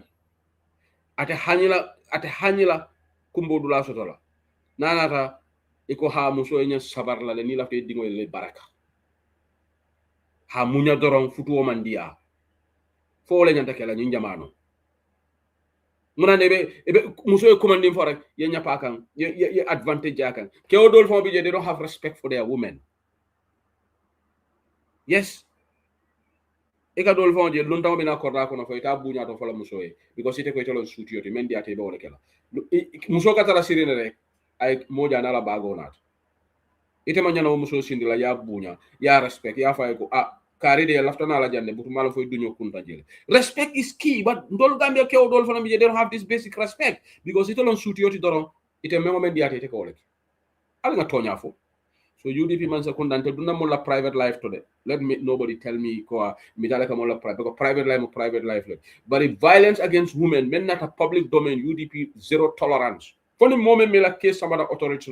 But ni mo be kumbole la bunko no be maltreat la yema futandi authority UDP te kuno law. because tita molla suwo konon ka interfere. Let nobody take this out of proportion. Ka for UDP nata hay ko be duna molla private. No. UDP ta duna molla private. Government will always be government. But ni momo me lafta munyala ibe tilimbali akile la suwo konon hani tubabu du jam. Ni violence ke momo ya ima samba authority ya authority ka involved. Jama mu nekk ke jang ni nebo sol leka police sol commandi. Ema wo Gambia dingo jende san. Ni menyum ko mo fola van ni mbalo leka bori. Kewome yala muso so murola jam for how many times ka fa afele ya soro life in Scotland ngamara ali ajel Gambia dingole woke dindingol be sirola kata ka muso ka boyala muso kan ka so murola keresu bamban tambala nak bar tubabole luwa tambandi jele mbewo sifale la violence against women until we have zero tolerance on that UDP yimbe na polo for NPP and so toleba no they have Minister of Women's Affairs Fatou Kinte but wobe padiem collector la wobe padiem collector la wobe moneke kangame musoli Fatou Kinte abe moneke kangame musoli ala fo nyama kata conference upon conference abe yaila ko bututo she is always attending conferences Fatou Kinte minister me marta musola fenkola abe yaila rek she is always traveling kapadiem collector ke la hotel di malto but abe moneke kangame musoli nada ni UDP man se ko nanata this is mafo me fengo bele kala de men na kato dango kala de because man sa kunda te keri menka beke ma sembe soto fam ma na fulu soto ndeta tala si nga fo ha ni UDP nata everything will be honky dory momo yo fala kal nenele anitu wabdu jam mento jam not everything is honky dory their governments are still struggling with certain things but we will do our utmost pour kala balunya falindi. That's what the policy and dollar agenda be. We'll have zero tolerance to corruption. Corruption is going to be out of the way. Well, I'm about Usinu Dabo. Mediamala Kola in the next couple of minutes. Kunungavona program of Role. Iko Sonko arrest le. Jumala arrest. I'm moneke. No, Sisla, you must be kidding. Sisla ko Sonko just been arrested. But if Sonko arrest like moneke. But Jomai Five and Gama after 50 Mama de Senegal. Na Sonko arrest after 50 Mama. Sambi 50 Mama na Bangova. Yeah, I'll have to fit on Mama. But anyway, Ntolo we will have zero tolerance to corruption. Bausi no dabo. Our record is clean. No snippet of corruption or alleged corruption on his head. After serving government as foreign minister and vice president, Hani sign government has nothing on him. Yaya Jamele bring gala natajang asset solu. Kirimbaso wuli tajanne. Ko ay Jamele asset sol tale. Dolu bi jang wol be la frigo dronela. Brigo listo ba fala let the list come out. Let the list come out. Ilo wuro be listo. Amanke ko interest on listo le tode. Ila vida ba usenu le toje la wol listo to. Dolu yo wuro le keja. Ndebe platform to le no TikTok mo na ta ko listo me jata la for 10 for 9 and la tail listo so to le and UDP la molbe listo so. Amari man sila alala amam malu kata fan ya ba buntam platform mod bara hanisa en kunol ni wala kati picca ñu ngeen naaw ak bobu wahi balaj gaba jaxo ba legi picca ñu ngeen naaw bobu analyst bobu nonu legi naaw birim parliamentary inquiry kata listo funtita adam barola molle bi jede nke tol jejele de ali mbali yalla dol torangol mbali fulo jallo saw fenkete o listo do bro fundita moma UDP la mojeje ba Ousainou Darboe to mantaraji uncle Amadou Sané mantaraji anu uncle Amadou Sané fomo bring parliamentary inquiry nata iko jamela aircraft ay mi wafi ay kodo sama central bank le ndol UDP ngol alhamdulillah rabbil alamin bari ko sidi keta e pleno men wafi afela gambe no li nyaka sibu ka fo ba nataro nun komen parliamentary inquiry ko uncle Amadou le mo kodo dundi hani say ba fo kan TikTok bari ya moyle ko député wol ko e sidi keta e pleno me mafi balon ko dun tadami falma moy jameno le amoy bari jumala ka ko kacaja Guy dumo in bobu ken ko wax ci platform as if nothing happened. That is a serious issue. You na plano wa for the second aircraft. Sidi Keta, the people ko malay ko dundi dami. But ko Uncle Amadou Sane ko dundi. Central Bank is on the parliamentary report. So UDP until we are clean. No iota of corruption over our heads. Well, I am loyal to United Democratic Party and loyal to Ba Ushenu because he doesn't have credibility issues. Couldn't have a platform. My benchmark on credibility is very high. I will not support any leader. May along go, you have credibility issues. I have a high standard on credibility. It is the number one criteria for me to support anybody. Ba Ushenu credibility is top notch. Because Nimbaroye, any issues on Ba Ushenu today, he will bring it out to stop his presidency. Yeah. Diplomatic passport scandal, he was a foreign minister. No allegation on him. Imasamba court, because everything was validated at the office of the president. Adama Baroleka approved. Diplomatic passport dia barindingola Amadou Sane. Illegally, Amadou Sane is not entitled to a diplomatic passport. You're multi-million-dollar contract with him and the private mano import. I disclosed this news here. Before 2021, even before Republican news story I was the first person to break this news on Bantaba. Listen to the Bantaba fans. Program before 2021, importation deal already, but people didn't believe it. It's only when Republic news, some people started believing the story. I was the first person to talk about that multi-million-dollar contract on UDP Online Bantaba before 2021 election. Altana Akai Solto. Because I got information. My information on the Namari is in the United States. I solid information on the contract on the Amadou Sanela to import the rice from India. I discussed it here. I had a full program about it. But bring over, don't go say just talking rubbish. Hey, I am well informed. Anything now for Jang, I am 100% sure about it. Mama Jabi, ndele follow nga for Bantabaja, 1 million on the Baba Jabi before I court. I said it here. I'm the first person on this platform, even before watch on Gambia for ndele for Bantabaja. All Bantaba fans will get go you 1 million wala sikari Mama Jabi. I disclose it here. Nim platform moment Ghana Marse platform today, with no disrespect. Jang, we discuss serious, authentic information. Bire 1 million odi Mama Jabi la nga fo jam modol ko mbefani yalla bari birata ta court Mama Jabi ya confirm le court ya confirm le auditor so la confirm biri auditor ya confirm wala barola salary 500,000 telephone nga break jang. It's not one euro sa bopa telephone nga barola salary blame jang ko ala allowance on ala salary is 500,000. I said it here before Watson Gambia, but biri Watson Gambia ya published. And Watson Gambia your wage slip women produce. But you know why I didn't say it? Because of GDPR rules. Even though I don't think Gambia is on the GDPR, but in the UK and GDPR is very important. People are personal data. You cannot share it on social media. And I live in the United Kingdom. I have to respect the laws. GDPR is a serious matter in the United Kingdom. Well, I'm number more personal data here in the world because I am a subject of this country. I respect the laws of United Kingdom. Even where the laws may not apply in Gambia, I will not share somebody's salary slip on my personal page because I reside in the United Kingdom where GDPR rules are taken very, very seriously. Personal data share social media. You can land yourself into trouble without the person's consent. It's illegal in this country, in the United Kingdom.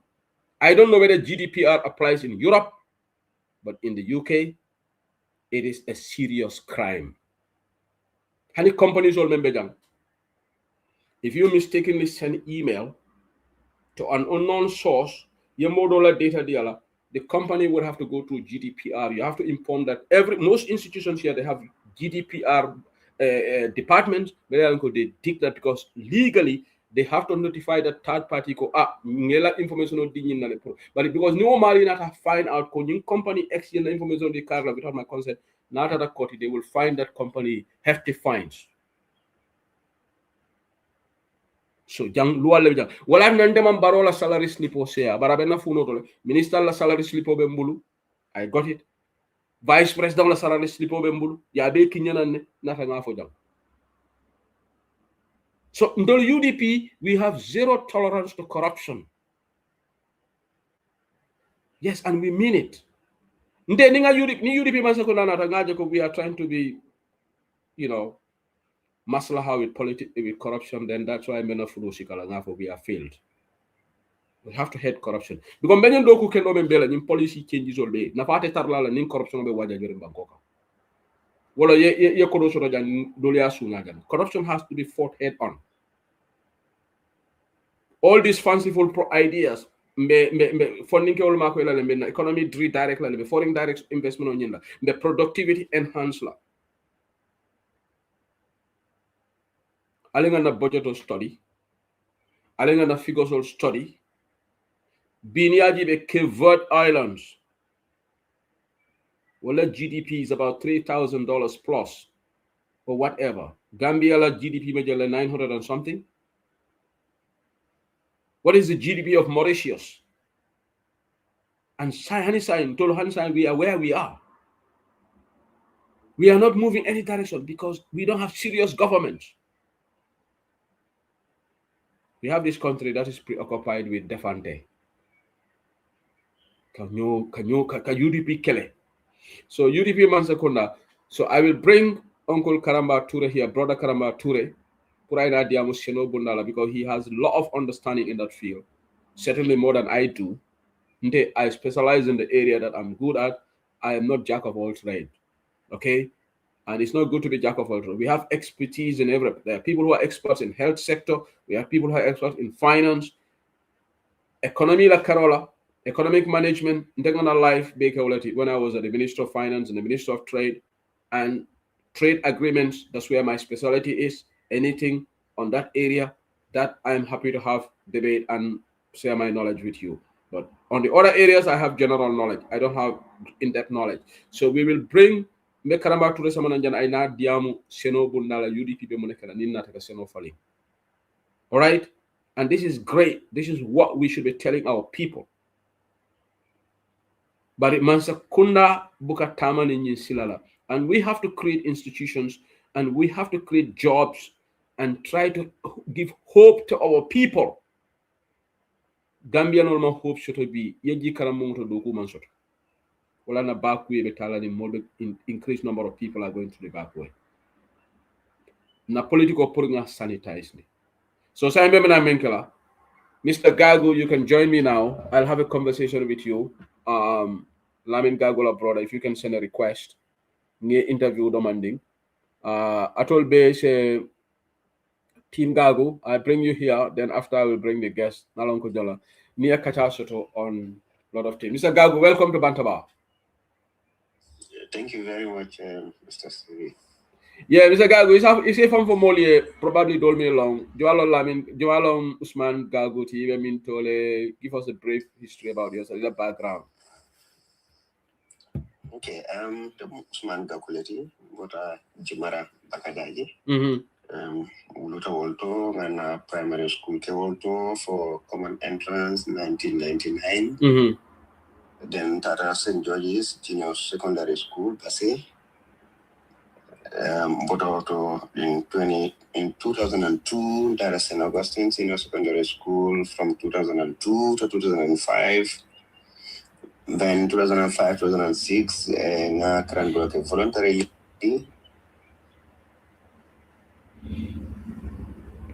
2009 be Gambia College, HTC Kyoto High Teacher Certificate, Social and Environmental Studies, and in General Science. Okay. 2009, 2010, EM Post, Pakalending, over basic school, Mansa Congo, Cranbrook Sanji Klim, then 2010, 2011, you moved to Kabafita Junior Secondary School, Brikama, Poland Samotimi Alon Kungana University, that is 2010. Okay. Sanji Klim Kyoto, then moved to presentation of Mary Basics Cycle, Brikama, Catholic Mission School Olem. And that's out for 2014, Green Pride University, then Botaje, Tata International Open University, so Ndole IOU, Kumasi Gambia, Usain Alenyol, Senyol aning mo jaman da Sidik Senyol. Okay. Mustafa Senyol ndole you start Gambia. Prokalonda Sumola, kaning ministry and other sectors proke blood in the Nyokono. And then go for Karwa Wula Konto in 2015 scholarship soto Korea government scholarship Prukataji ka Korean Kamakaran Sanji Kling and Master of Public Policy ke Sanji Fula. Oh, so you were in Korea. Is it South Korea? Yes, South Korea very well, yeah. Okay. I was in Korea from 2015 to 2019 because being on Korean Korean current past then that Master of Public Policy KDI School of Public Policy and Management Sejong City and then bring Paretanya Karuro ke Korea from Nagogo Kiye intensive. Yeah. Bring Preta wala wato len natana ka muru Gambia so in Gambia comme wato falimo keta jiko bije comme falimo welse kenole data ministry jamal to data PMO comme ngana kayto photocopy ngasamba comme kayta ni la comme lafta kana ka doko ke Gambia mo sakundae so keta falimo keta nyamen be nyanta blob nañu ko le kaaje comme banku doko nyeke manta mam benye atara fo kare woro wula mbetani nala kata PMO kata planto imang do kusoro dal msafono dame yalon ko afona nyesi do ko keno nyileto na do ko clean apply nu mo sango kono yam kumandi interview la woto manta nata amoy comme yadi mo dolla même botaw ministry nim fongoto do Omari has lower academic qualification than me yadi wala so you feel hard done you feel hard done by that huh yeah nata nga application on ke la jamal to because ala alo karuro ni woro wala ni kono be focus dum masa kunda da maneka because ngade ko ala ma ko elenga finjama karano na masters program ni ko nga sebe ne jamal ma be conference on na pu jamal so yela masters ke what in development studies. Is it in development studies? Public policy. Public policy. Okay. Ngana bachelor's like development studies. Okay. Yeah. So master's name was in public policy. So come ngakujama karamba ke Korea development trajectories and many things. Me along I was like, these are great things where along Gambians the karano je Korea in development of Kenya. I mean, we have a lot in common, with South Korea. So mbe jikiro numba ko mo londo ni be makala ba ka pour mfana ndadu bake banko ko ni kono ba ala na kitu wala then comme maketa mbul tarde because hamoni ni jiko ni comme natale ndo ko yalo ila ni mela ko kondo ila ni remind no gago ila ni remind of my own encounter when I went to Taiwan. I studied development economics in Taiwan, Taipei University. So when I removed to Gambia, I was at the ministry. I came with a lot of ideas to try to improve. But it had a level system of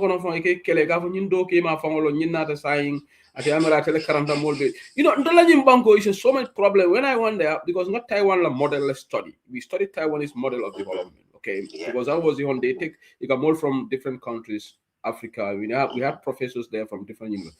Not and definitely problem. Your problem is don't shut up because I got frustrated. Ninata, you want to implement some of those changes in the ministry. Ike kelelefon, ika fo hale bi hamul bopam. Ika fo ndubi defa fok ne defa janga. Yo Gambia be wala nyama. Gambia mo problem olti de gagu billahi. Yeah. Mr. Sede, come Bonafa was celebrated because from being not a Karu be Kodoma Kenkeno, so not a sign. I think officer domain, not officer domain, maybe I should try other areas come NGO, private sector and even international organizations. So I started sending a lot of applications. I interviewed Jamal some offers, but offer Jamal for not at the same time. Consultancy as monitoring and evaluation consultant with IOM, International Organization for Migration. Yeah, so bring also to what I have got about 3 other offers, one from UNICEF, one from CRS, and the other one from one private sector. But some of them, the salary were better than the one I got. But I just got into this institution. We were about to kick off. They were just waiting for someone to build the M&E system for one of their projects called Standing for Youth Initiative. So without the M&E system, they cannot roll that project. And so I was like, no, I can't leave. Even if I have other good offers, I cannot leave. You have to start this. Alhamdulillah, the project went very, very well. I joined them in October 2019, developed the M&E system with the help of the regional M&E officer. So then we started that project. So that project, Standing for Youth Initiative, I funding mo kemesaba mo taworo anin nani yola karandi 10 weeks entrepreneurship wala business or time andi nyala anin tan ngara coaching ke porque attach to some people nya lonko to lafta ka business or ko mo la mafo wala wal ke karandi ke tete ka tandi la sul be kala na me la area ni la. So each of them, one moment in Nata, they receive about £1,500 sterling as startup. Jumale 1,500 dealer. British, it's from the British government. British government, you all deal through the government, right? British government through IOM. Oh, IOM. Okay. Yeah, through IOM. So we did that. So now bankroll come. I get a glass of waleto. Greater Banjul area, LRR, and URR. So I'm more training in blood letter. Okay. Then Sansain will be the communication with Benny Tema, will be the Karala music, will be the poultry industry, will be different areas. Okay. Will be the hand sign will like until a Carlo for Kenya because I knew them through that and I still empower them. So I am just for 2.5 years. Then bring a project go developed called Migration Multi-Partner Trust Fund Project. Bring Ning UNICEF, ITC, and UNDP level project when developed. So grow project operator UNDP needed someone to be the project manager for that. So now apply, then I got that, then I moved to UNDP. Okay. So remember UNDP Falang, then I was solely responsible for that project. Which year were you know UNDP? Which year? That was 2022. Okay. I joined UNDP in 2022 September. Okay. Yeah, so MBJ, then I was overseeing that project. But project when you concentrate on Upper Badibu and in Jara West. Okay. Yeah, so Jenka. It's good that Aliasa Manajara West, Almasa Manyu. Yeah, so Jara West, Alhamdulillah,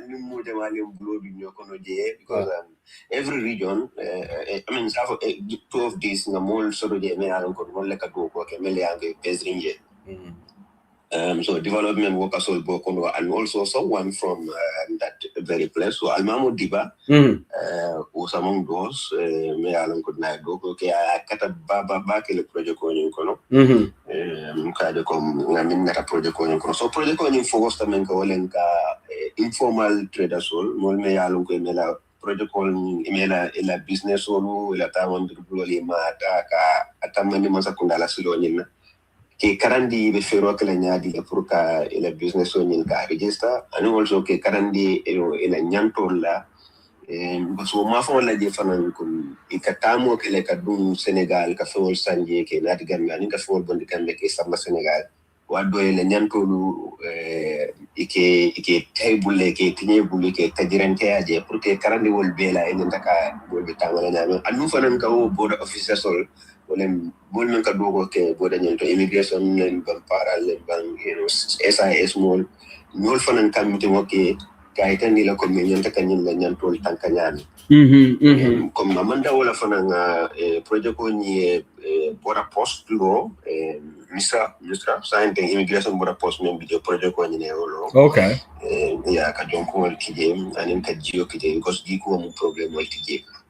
Okay, great. For lumo fana ni project ko nyine go fana lo nga lumo ni lumo bala nga blado lo jere me ko store so taje storage facility anin GSI nga wol fana na poultry bu men boy ta sama men boy di 2022 wo fana lo ko take GSI wala Gambia Sun High Initiative e ko mol karandi agro business la boy to ka minke wolem ibuka nyin tubabo la nyin jambando li ko ta ka kela senol kono tol fen me yalon kon ka domo fi yiri fitolu jambolu men ka jolong e ka wolleta ka ke jambon gote ko de ka burundi ila senol nyin kono so ya domoro nyin naka e ka jata ken ya so to baake wala ko nyin kebe kalol bukata ya domoro nyin kono so bo jefana nata nga mol karandi kabo jara west aning opa badibu ka mol karandi je business ola nga ba jamal karandi je me alon ko stipend hol dila and the same time wol kono men kut sutiata mo kemela nga startup capital di wala pour nga mona fongo dila pour c'est la business ol commencer yo manankungo isn't it yeah manankungo dila yo tata fo doyare mo kita dola will clean it wow doyare kita wolti so dol bi jemen tata fole mo tambi jemen ko wole kulbo kili dola will flow soto de no proka ila business or in ka semantu yendo wala no professionally na okay, quite a very rich CV, mashallah. I'm really impressed with your CV and yeah, Katakual Menke, the different areas that you worked and served, and you've definitely contributed to the national development of your country. But now let's shift the gears to how did you get involved in politics? Because even NPP, so NPP formed when? 2017? NPP, I can say 2019. 2019, okay, yeah, you're right, 2019, yeah. So even NPP from the word go. Yes, I would say comme nga fanya men diamo kata kono birimota Korea ngaje comme jiko benye nyame banko falenta nyame mo benye tay dadon la banko goko kono so comme man dum baake politique kono comme dala bolbo be ngabe sudi baake karwala kan okay man politique man dunje baake bari nun nga pati men support nga carte fay men go nga carte fay fula leke nun janin ka bo Gambia kata banta karwala wato doy nkan carte di wala o ire nun doyle nun yes doy la policies la programme comme il a coude ma gaje ani no ko kata baake le okay fair enough yeah so wato anu yalon comme you are doy wato sako wulli anu te kata wulli baake le doy kori uncle Sidi amanke la iconoti go Sidi jara kedde ke okay mbafala hani ko to ma lamin ñol little be la political karawala wala nak lamin gago okay so but lafta na la jele to itebe from ila political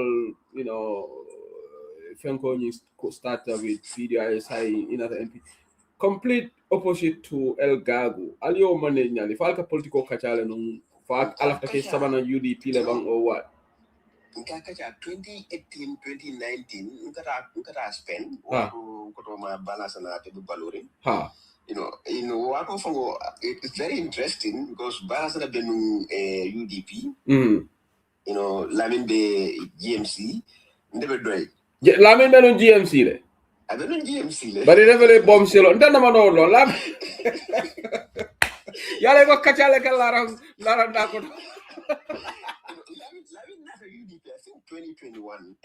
okay El Gago abenu uncle Fengelea my party namano lon doto nawangani interview bibe kuja El Gago ne fan sene yandija so El Gago benu okay So la GMC te be jana. Okay. Yeah, so ni come to kacha kan political kacha num ba kele wala ka fu ko itu ka atul yede. Ha. You know, do kai ba atul yede. Atul ka alka felle fo me alon ko mol bu ka fa xam. Mol la ñantul la ka fu ni kuma bal fu mo len mol man la ko long ala fu mo la mu nek la. Ha. You know, so comme ka political kacha le but usually, you know, comme nka tamande hakilo la, you know, comme ka majority le sambaje, you know. Yes, asana we amuno le bembulu fang. Okay. Because having lately bring laben jointa UDP, tebe Gambia nana ta li for la Gambia kan na motol ta comme ni UDP la events of the cake kan okay. Ka fa ko atol fental bulu ka fa ko na moto ku. Nka moto ku kana to nya dia la nya fa ko fele you know be ta party. I think the latest one Janya Kamoto so the Gambia was it 2022 but for 2024 and for 2023 events on this place YMCA forest in them the forest in events also that was the latest one I don't go for Kafa Pika in Nomoto you know so hano time what one ka also to le tenate anaka fdoma do bije an ko from NPP lati no nka kacha political kacha nka nyo fenken ninga itam na ko na mo sakunda ku demal man ta ku kan je ni ngot na de ko no system is perfect you know fonse nglodu nyoko do ngaya banko ta nyane ko buka somebody jusola. Okay, that's what I want to left interject Usman. But before I do, Sisla, thank you for confirming. I called the report purported a report on the arrest of Usman Sonko. I called fake news, Laman. He's apologizing to all of us. Thank you. I'm happy that's fake news because no more Tonya then Usman Jamaiva is calling for trouble. But Sisla comment I call as a platform model because it's just fake news. So that's good news for us. But Usman, what was the main convincing point, convincing areas they attract to Adama Barrow Pruka support? If you can just highlight that briefly. Manatina, yeah, Barrow, you know, it America Barrow Waji. Yeah, because when Keta Wolem Barrow Benga Kalamata in 2017 at a Memphis Wolem at Mansakunda Tamandinya long. You know, so I'm a Munzakunda time and the long Surata Mole Melba Makoela. So bring, you know, 2017 Nafanya, bring out a Gambia, well and put up Google Masakunda. No Hamole Nata, no Mirol Nata Comsai, Jamabota Jamas, and Dana the Canal and Blue Boko. You know, so Akumasta Walla, you know, for bring 2019, Fatam Fansoketa Whiteman, you know, Abuda DP at NPP. I still continue, come guide at the atele Mansakunda atele siri ma support la le ka de fo jangala Mansakunda wala time but kadum political kono personally pour ka political goal ke o master 2022 okay so 2022 mol le natan kan musol bol kono ke ol bije funding ke ol bije ka bo jimara e konne ko wel ndikite talla pour e kana dipidoti okay you know so nke go wel mba mira la baake because wato ndo ko la UN ko mba mira la baake so nina family be kachala ko be na kachata mpere ko ko problem tije ba ila mo ndikite la le set dum na kono yake abo kono hanila min ni kachata so bari ko wel nte na problem men to wala Gambia mo jama ka political tamande men nan te to kenola pour que ñu nene ka fanial fo ke ko te ko ke don ke ko wato wadi nim political ka be si la ñewoto rek mbe political le bulala no barinte nte dum na wal ko no problem ti jengata so wato tata futata ka you know na kuro sang ninna mo min futata kan abol ko no Idrissa Janko kan sa en team wa telem na task force you know leaderty UDP support a bale mate okay that's good what is good yeah mbo anyar leja so natalem animu dolu tata ka futa satel to ka kuro sang ka samba satel jamal to jimara kono ka na la fo itandi okay ka fo laftango la député ala bon ni sate jama e quand même fo lem ngel be support la le you know fe la koto jamal bi je sate jamal bi je man te lo mbari fama lo okay ye sati jama lem fama lon because mu jama bal o sata wol hani jumo salol ni kana bakadaji ni na taje kataranga ko dala kono ita jumo sale je konto e sabati je fonin kiloji de say wato jamol man siya bake jimara sate jama you know do wadon dolbe gare mbake waru mammel fan kalamte ka fanyo ko e de fama dol kam mama to fo mama muso ka fanyo ko dol mo kende baldi na mama muso fan ka jaralo wala na kukendo kaka be da bak exactly so e ka fanyo meto lo bare no but jama kam fanyo wala be support la re bari ibitala mansa la dol bu ka bu mansa koma iko bu ka mansa oppose ibuka mansa oppose so brinta dan siran no mol no analyze water no modol bakadan ka dol bi jeme ko fanan be NPP so wol fanan green wol katata ko ko problem ti jëm ngam mi dum soto fon Gambia current council be Spain intena na tax force team na te mi dum soto ala bo ko ko well we can push this is it drama ko ngolomba yes drama cyber drama ya ngalan ko be slela men no wala no jamfa ko ko nyoko kom ning dara primaries ni meta kukata independent wote ye kamva yeta independent kaya ko no kaya kom ukilim bije kaya ndefo ni muna principle la tu jamfa ko ndetan la anu te dum na ko ren ni mol nga pare ni jamfa okay you know so bring primary school kana because already the NPP Jimara executive ye directing also to like a president really. Yes, kaje kom alafta esa konte like ila ala deputy. So barokat atekam daka tama wala nyama ateka interfere directly. Yes. Woketa nyame. Ha. Wala bring te findi da bring wo ko nyanda kala nte na cousin do bije me alon ko nin no circle do to ko flajang anoy hadama so baake baro nin baro sujata baake la. So bra ayen sambo ya len no katata ko wel laftale pour yedi makoy abeni dicté asur la ñaan ko ñoko pour ngana CV print nga sa baye so ngana CV print nga sa bo marié bi nga sa barek we commandiro ke comme nañu ko ren député la ka fa ko afayta man la so député la carrière la kay to la de ka ba kay wato le we président ko ka fa yo na président ka ko bel et ça le calendrier la député so esa mo jo ala full dem ne isa konte wala na current député so baroyo le prefer over you. Yes, so until CV for one for the president for National Assembly seat when you form a month for the different. You know, so but it was very, very intensive because when it comes to popularity, more until a long Jimarako. More left and tella.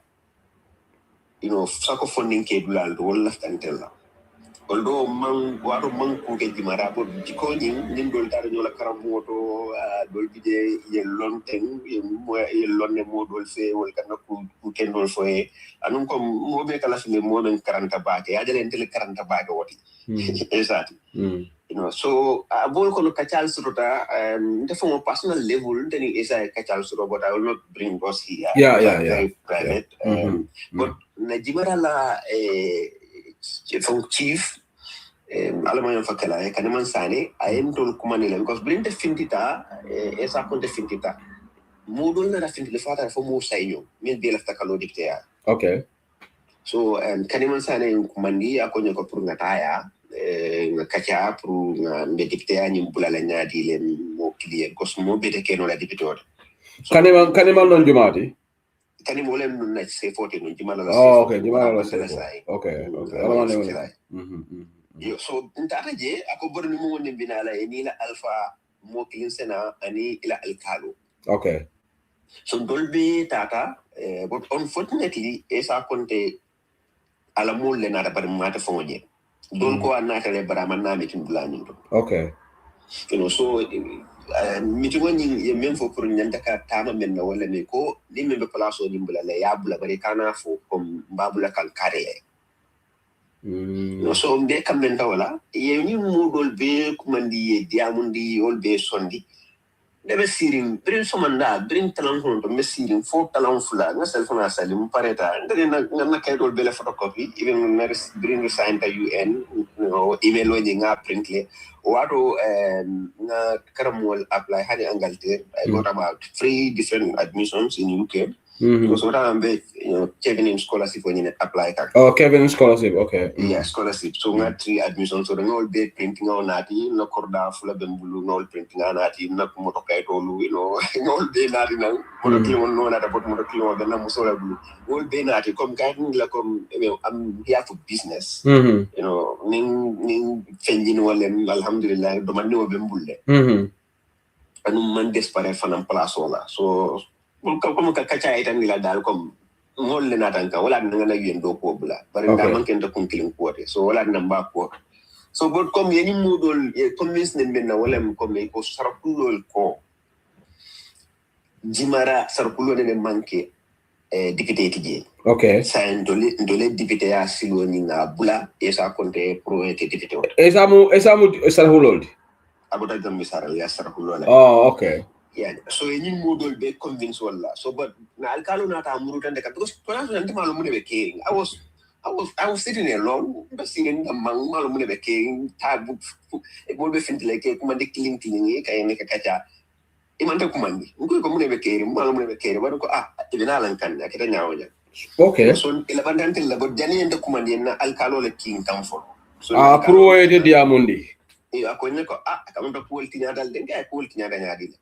Kono ko jamfala be nyungo ko nga jamfa kono ko pol kacha falintal kamben ke tan men na say ko tay yalla sara ko lol la kafto nyoko e dare oke pruka atu e say bare nyin dol be korengle bare weslendi tel so ni ara je sala be muna fa da ko problem tije ga ko nim fota tan defana membe mbul mba fa la so bi yendo kuma ni nata mol be siring konton atante for la primary school teacher DJ Mr. Danso Idrissa Danso be siri mol kono je kati wol be kacha la kono je ko ngana alfa ko nge konton ke ko dele min jiki fon ngi wol ngel din wol ni man tambe wato wati nyanta ka na alfa la diamol la moy pour da mole be kambo sabat la te manade non ke ko bar ku kilo we ni ko ya ba ke ko kono wolem atal la tante damo dundi la nyola ko sa le si ko le nati jam I don't know jimara fulo lebe jaun sar fulo rani manin kon yo nal konum esa konte e atele 40 ans dol be atele nyindo ko non dol be na blay nke ko wedi ala nye baake nke bral mo fo barka fa comme ni si kalem nke ko sama fona nin ko dona dal bol abol fo albe si ko tamman la ko take alten mo tambinde nke ko nte nin place olem ngana place ken dole bulade da men ko alhamdulillah na jobe fi sata na dana jang andu ni moto ko wala moto ben debulle ali aje ni moto do na moto do fe bo ben na muso la bulu nke ko ni korda fula be mbulle do nga lole fom mbalo kana pare wata man pare ba do bije nga offense le rek pare ko ni be alhamdulillah alen kadye ni la o man ken problem ba ngi ko bar sayente be lefle men al esa konta ko man na sidan nga kacha ntenate ni nga nyinin ka député ya do ko la yo Kenya al fonye comme nga nyinin ka motion la what is motion what is standing order from Tribalism ya ko na nyil jabi anta ke jabi nyam ko wallahi min place bula la so wato mol min fo sonta nu wol be balante ko sa ni tele mi ben tele support la ba ni e sa la mi dati ji e lola la so go kono je ko Mr. Danso en ka ko wel ndaw la transcription en ka ajibe ni ajibe ba jela nde men kara ya bebe dending police la bebe lending mo sa kunda ta man de nyalel nge ko esa te mo karanke anu sa len deputy governor why not ndol be ka funyo ka ngata nga president da ati governor nde ke deputy wote so nde ke deputy wote ba jela ngam bloru nyoko nga jimara do so you wala kumandita e fero beke man sondino man sondino at that informal level chief love intervention ko ne man sondino pour ka place on blay fo modol bidé wala ça fait que wazon Gambia rota ba tite ça fait que comme jimara la chief lafta pour ka mo jindi me alon ko ay double concentration also masters because public ndenga not concentration again my public policy public finance and public admin public administration now to concentration on like so ko buta baake so after it correct dal say membi je the only thing no second wala ngata primary okay So in that primary also, Jamfa because every week we come to fuel like a combo, we got Jimara, can call Kije, so we see the full no Jimara rek, the Murunkan. The link of the combo, Yadacom Misuta combo like young call a Konoko Samalan primary. So the pre Yadacom Tenano and a primary Konko. No, Jamfa started below time. So, Osudo for Nana didn't go call, Nkai well Nana, Yendan and Rabase, Namuto Fel, Osudo for Nasilo Murunta. Bring in a chairman of Yende, the bring for a man, Gita for a because I didn't because of Makamunda. Like Mambulu Faka Jarja. Oh, because my expect Muranano. I might expect common Muranam Faka Jarja. Abesilary, So because it is living in the Wallen come Nimman Kanye primaries, because we Kanyala primaries. You no contact Kanyal and the Jikiri, but Italian no contact Kanyal. Because he had come in the discourse left for Capari. So we was living in the Wallen Nimman Kanye Mitala independent. Ndebe Kanyala and Walla, then is a before I had GDC candidate or comment 2017. And also 2017 was the same SR country. Any mood about Andola Sato or Bakadadi during some of the time. Another primary so Canada primaries at a comfort at an independent candidate. Attending Mari coalition or a candidate of a photo, the seat went to GDC candidate. Okay. Well, a large sort. So Allah primaries not a nyadi, like bring cut off it. Bring primaries get because before primaries for on the Karam Futile Mujama, Lani Katara, Jamaica in the Badilla. Amanta Musabala, many are like openly California community, the character would deal. But the rest, well, and they left the Silavaga political. Yeah, they love by Suraka, they love by Sibir, the rest. Kafoy go back and never was it. So primarily ndol mo sa baltata one guy mo Masali Jallo abata sotuma Sambale and Esa Conte. So Mama Sali got 2 votes. And I got 5 votes. Wow, you ended up getting 5. Oh, yes. I do tell it, but I got 5 votes. Okay. And Esa Conte got he got at a 12 votes less. Yeah, I get 12 votes less. So in 5 for Benton and you will bail on. Okay. 5 for Ninkono, more Sabale about a Bakadaji, more full about a Korojula Kunda. Nimo full about a Korojula Kunda, Hanisa and Hadamadia, Hadama Kendo Benol Tema, Akata Badialet. Akata Badial no all them. Local Mokata Bandi, Bandiamu, Mankadamaya, and then So primaries in Bravotala side, Siro baby dame will Fontekala from Bitala independent. At that very moment, Lenta and Ambulo Diaranga congratulate I will support you. Because bring the application for money in Satekan, there is a person, some sort of a commitment, guidance moment in Canada primaries, Ebola support. No side, okay, contain inside la pare, no muru komanga independent. Okay, contain cooking with a Muslim or and Dungal the Muslim Yakono, Kuma for me along with a baralala, Universal. Fonga Kuran, I was for Yahalazana Amon, Matakudu, Namala, Tafalu, the camera Makatan Endala, and Takudu Mala Tafalun. Fongo from a fue. So what do they come Ijikita? All salvation of monkey. Sarahulol Kakumbo, Sarahule Kebal Kakumbo, like I found a committee and Tolti, because 2017 mentamere more GB. Ebakadajin call a Londi at a primary win temple comfort and independent, affiliate data Kafrantol. From that day, campaign of Bembe coming campaign KLA, Namoto, SUV, the Bembu, rooftop also, as a control time or BMW blue in Sedan or Moton thing, all about a blue. Bukadum Jimara Blood Dolto, while another come not the Bruno Condal coming and a company of the Stalagan and Delamoco, not a day of Buraco. Even though you, just to make the story a bit faster, and then you ended up campaigning for him, even though you lost, you felt cheated. You became the bigger person in other support campaign, right? I'll get the Faganyeta. For winter, for winter. Mujama Catro Fire, Wallah, Hindalapolia Catro Fire.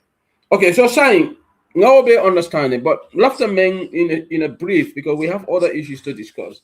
It's for normally what really made you support NPP. Ngaloneko, you could bring change that Barrow was the president, you felt that everybody should support him. But Mr. Gago, you must have seen a lot of things that Barrow was doing which was not in the national interest from 20 bribe UDP Lamol by NDP. You must have heard about the National Development Plan, the 1.7 billion Mealonkonga playlist from Brussels. That all went into doldrums and my project materialized. But against the backdrop of that, you kept supporting NPP. What made you? Because in Yadalonoko, the government was not in the right direction, right? Isn't it? Yeah, candidly, there were so many things that were going wrong. Me along man ni bukata kasafero kela wati ya den ko ni mantra ta kun kan kasafero kela woloto la Facebook oto baake okay kasafero ke ba kele kana kudol bije alaikum salam wa kudol bije kan dimi nyala me ya lon ko you know fo kan damman kan fala ko mun bu kasafero ko no no to because ni kasafero ga no demen safela ali silo reta la so if on ka ko me NPP la nyaaw bari cool men ka ke ake dimi okay, hold on for the purpose of this interview, can you give us one or two of those issues that you can remember?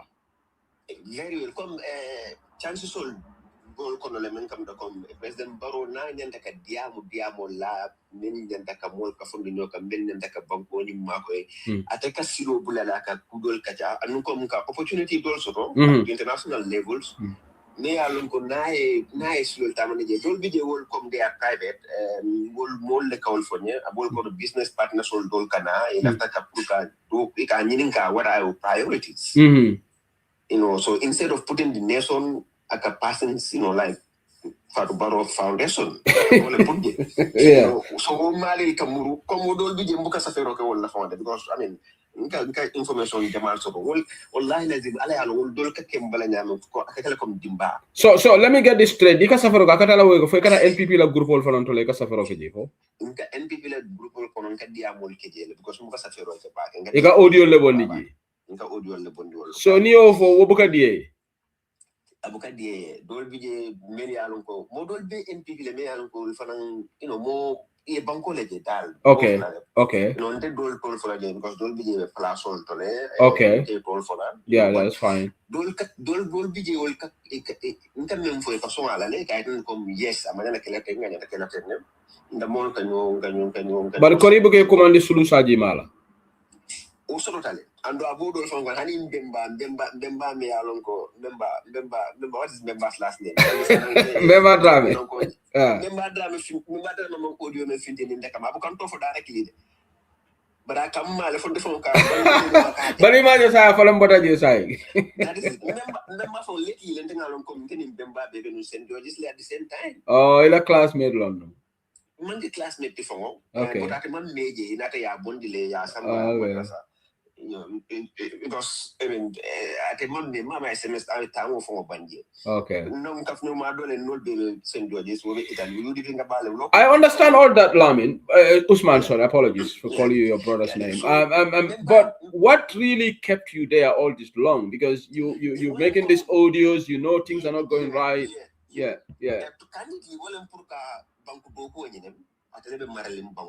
Okay. You know, funds are support card come bank do the faso plenya. Ole mutaje. Okay. But is it also possibly because deputy Anyinile Nico Bokandi maybe they might come out here for a comfortable he's a bad loser. He lost this so well did that also contribute to you say okay let me stay on because because my deputy Anyinile man so well and comfort did that play into your mind? In fact, what it in 2023, 2023 was the best time for one of the best time. Not that emotional them, well, inclusive them that Cafintino. It was an opportunity best of it. What I mean, Mod Sabali was it 2022 for what I mean, Mod Sabali joined the NPP newly. Yeah, for 2022 for 2023, I cannot fully. Mod Sabali, is it 2020? When did Mod Sabali join? No, Mamma 2022 mode. 2023, 2024 something like that. 2023, I can remember well. So I joined the group where I know. No, it cannot be 2022 because 2022 and Congress okay, I can't campaign manager. in Janjambura. So Brana was a group for our Sabali Bang, something of that. Yeah. For welcome Sabali them. So don't be group so Ramu Sabali for? Huh? Ramu Sabali long for? No, Ramu Sabali. This is specifically for him. Welcoming him to NPP land. The mom group because Brinton group Mambe Bakere. I would buy remarks do ke salo lenteng, bring Almamol Tarapro da ko Almamol like a fit no bondi Gambia. Ha. Brayo diamol ke Imam Fat Kamara Tata Imam Fati interview. So Imam Fati o call le diamo. So no video ni net link o ki mo sabalo ko kono ngamo sabal tag nga ko sabalenka di Imam sa not happy. So nga ko nyinda kafuta as special advisor to the president nyinda kafuta president Omale. Sabali boy me alo harama ya binna tema Sabali yen plus group ko kay tan na kom ha atol mo president Omale alo ko is the most peaceful president na ko tata ka ke mo di Father Nyinata Lade kuma Noringol membe for Baroma. Yeah, so nka ko special advisor to the president nka fa ko nyinda ko president Omale puka I long how to deal with this issue comme model mental content it's a Almamul, kind of Almamul called there. Well, I told you your group of people, I told you are more Muslims than us. I've heard you very well. Whatever, take it to head. Well, somebody was if I like the way comfort so much, I quit his group. But again, that all the NPP group will come with that men audio blade, Kaitani Lako. Momodu Sabal Lenata sign. Yeah, special advisor to the president. Na di ko matanya de kala mo me ya long ko nin pul benaka diamol benaka belja tapati yin torala ananda ka loela ka after the president hana mo keno ka pati dimula ananda ki bunyale ninde o message sifa safa group ko no kay tan dal ko nyimi be keri ananda kan jabi na man ne kala jabi na mente okay ko wati jumalen sabali naka fois yin aka masa kan yin sifa beke aka start kanin sembe sifal besoto ngoko wel ndema de blame na president baro la foko blame because ndolle ni president baro yin kelo beke jam biru wati na yalon kabe dura bulu nganna ajiretante nganna UN do ko pulaje nganna na flote nganna ko wati ngoko ala fonye NPP ente na famunela ngoko ala fonye député do bo groupe bro ko non video ko nyoko mbe ko mula duma nka ko no duma tije mba be fula janna nga be fo dan ko infaka la pati felenta la ta fata la pati so nyingera 2023 2024 ma 2023 le nyingera ko la pati felenta la ta ngeko Amad Ba atele nyim klimbali akumo fo nyim ko furul fo ngako jamal fo be an ko fam ko mo dol bije dal so from that day labor NPP Mamboje will be Mamboje will be for Nabo NPP is just recent. It's about 2 months ago. Okay. What actually triggered your departure from NPP? Good. Yeah, because Mr. Sejinte am ndemo multimea longo mbuka mo menfoten mbuka ataka mota ka ajodi wala nkalafile ay senea. Kaitan di ko ngadali lo so mian ko senata we ma ko bakale nin kafnyul bang na bolwo ko mbuka mistake jamal ke because mbuka pol ta ko bo ya fote ngota jusola ngata mala wala nga fenjete ngata ka amer solo ko may ke kudi me alon ko ngadali lo so ko ala ga nga fen so ta me alon ko ndindi mi sana frère so abon ko no ko pu jamal ka ke nka safiro kala nka fol kom president boro mo nda ba kanyel kalamuta nka safiro ke nka pog baro the pog baro ni nka baro pog baro pog nka ataje ka tandala ko this is what is happening ni be caring nyenda ka nyine ke in fact nyenda ka nyim bayle nyenda ka nyim kar bayle ko sifal ke ba la ken but bring afuta the case of anti-corruption commission la ko kay wo meta ko no male duna ka fa comme corruption o siete banko kam bakele say mol man sila ko teke jamela wato jamela ko timbali alke but say mol ka kele ko sila because audit report so ka finti president ka for audit report so just mere opinions mere opinions so ka fa ko comme mala ka advice wala anu wati men fa ni aki problème ni keta ay statement o me read you know, I was like the minister of health. Wole more for the nyanda member because his statement of meant for him to read. We made and wole come baro banko dingol la kola man. Ya lo ne jumala ya advice men have opinion jolon. Doctor Ismaila Cicelo. Yeah, so so we'll bake and dimile come casa ngako maybe baro funga bedi men karankanga. I really the babati but I'm not amuneri.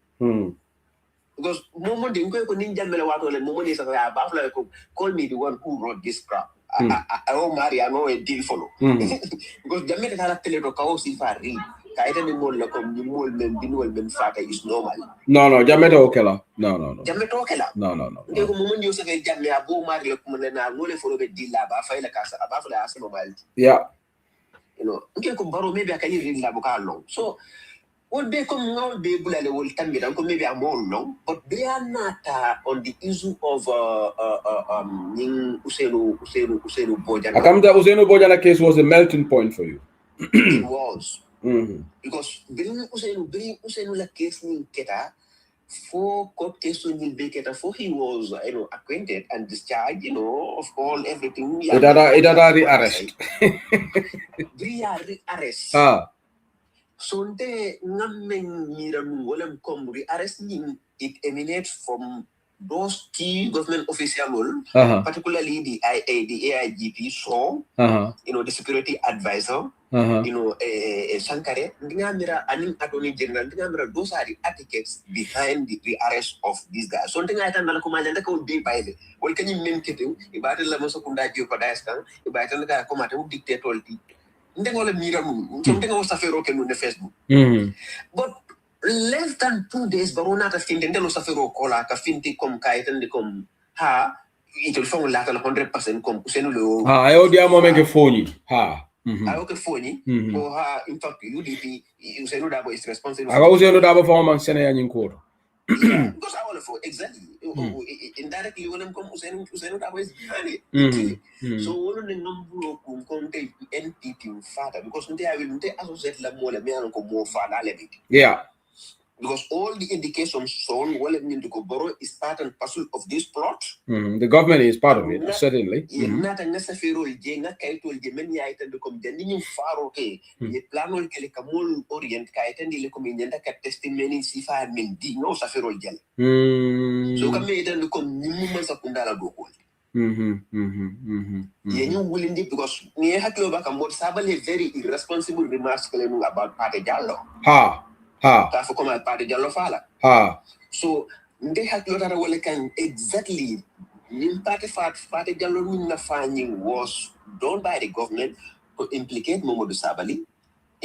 For UDP, for UDP, the most Sabali Bula, okay,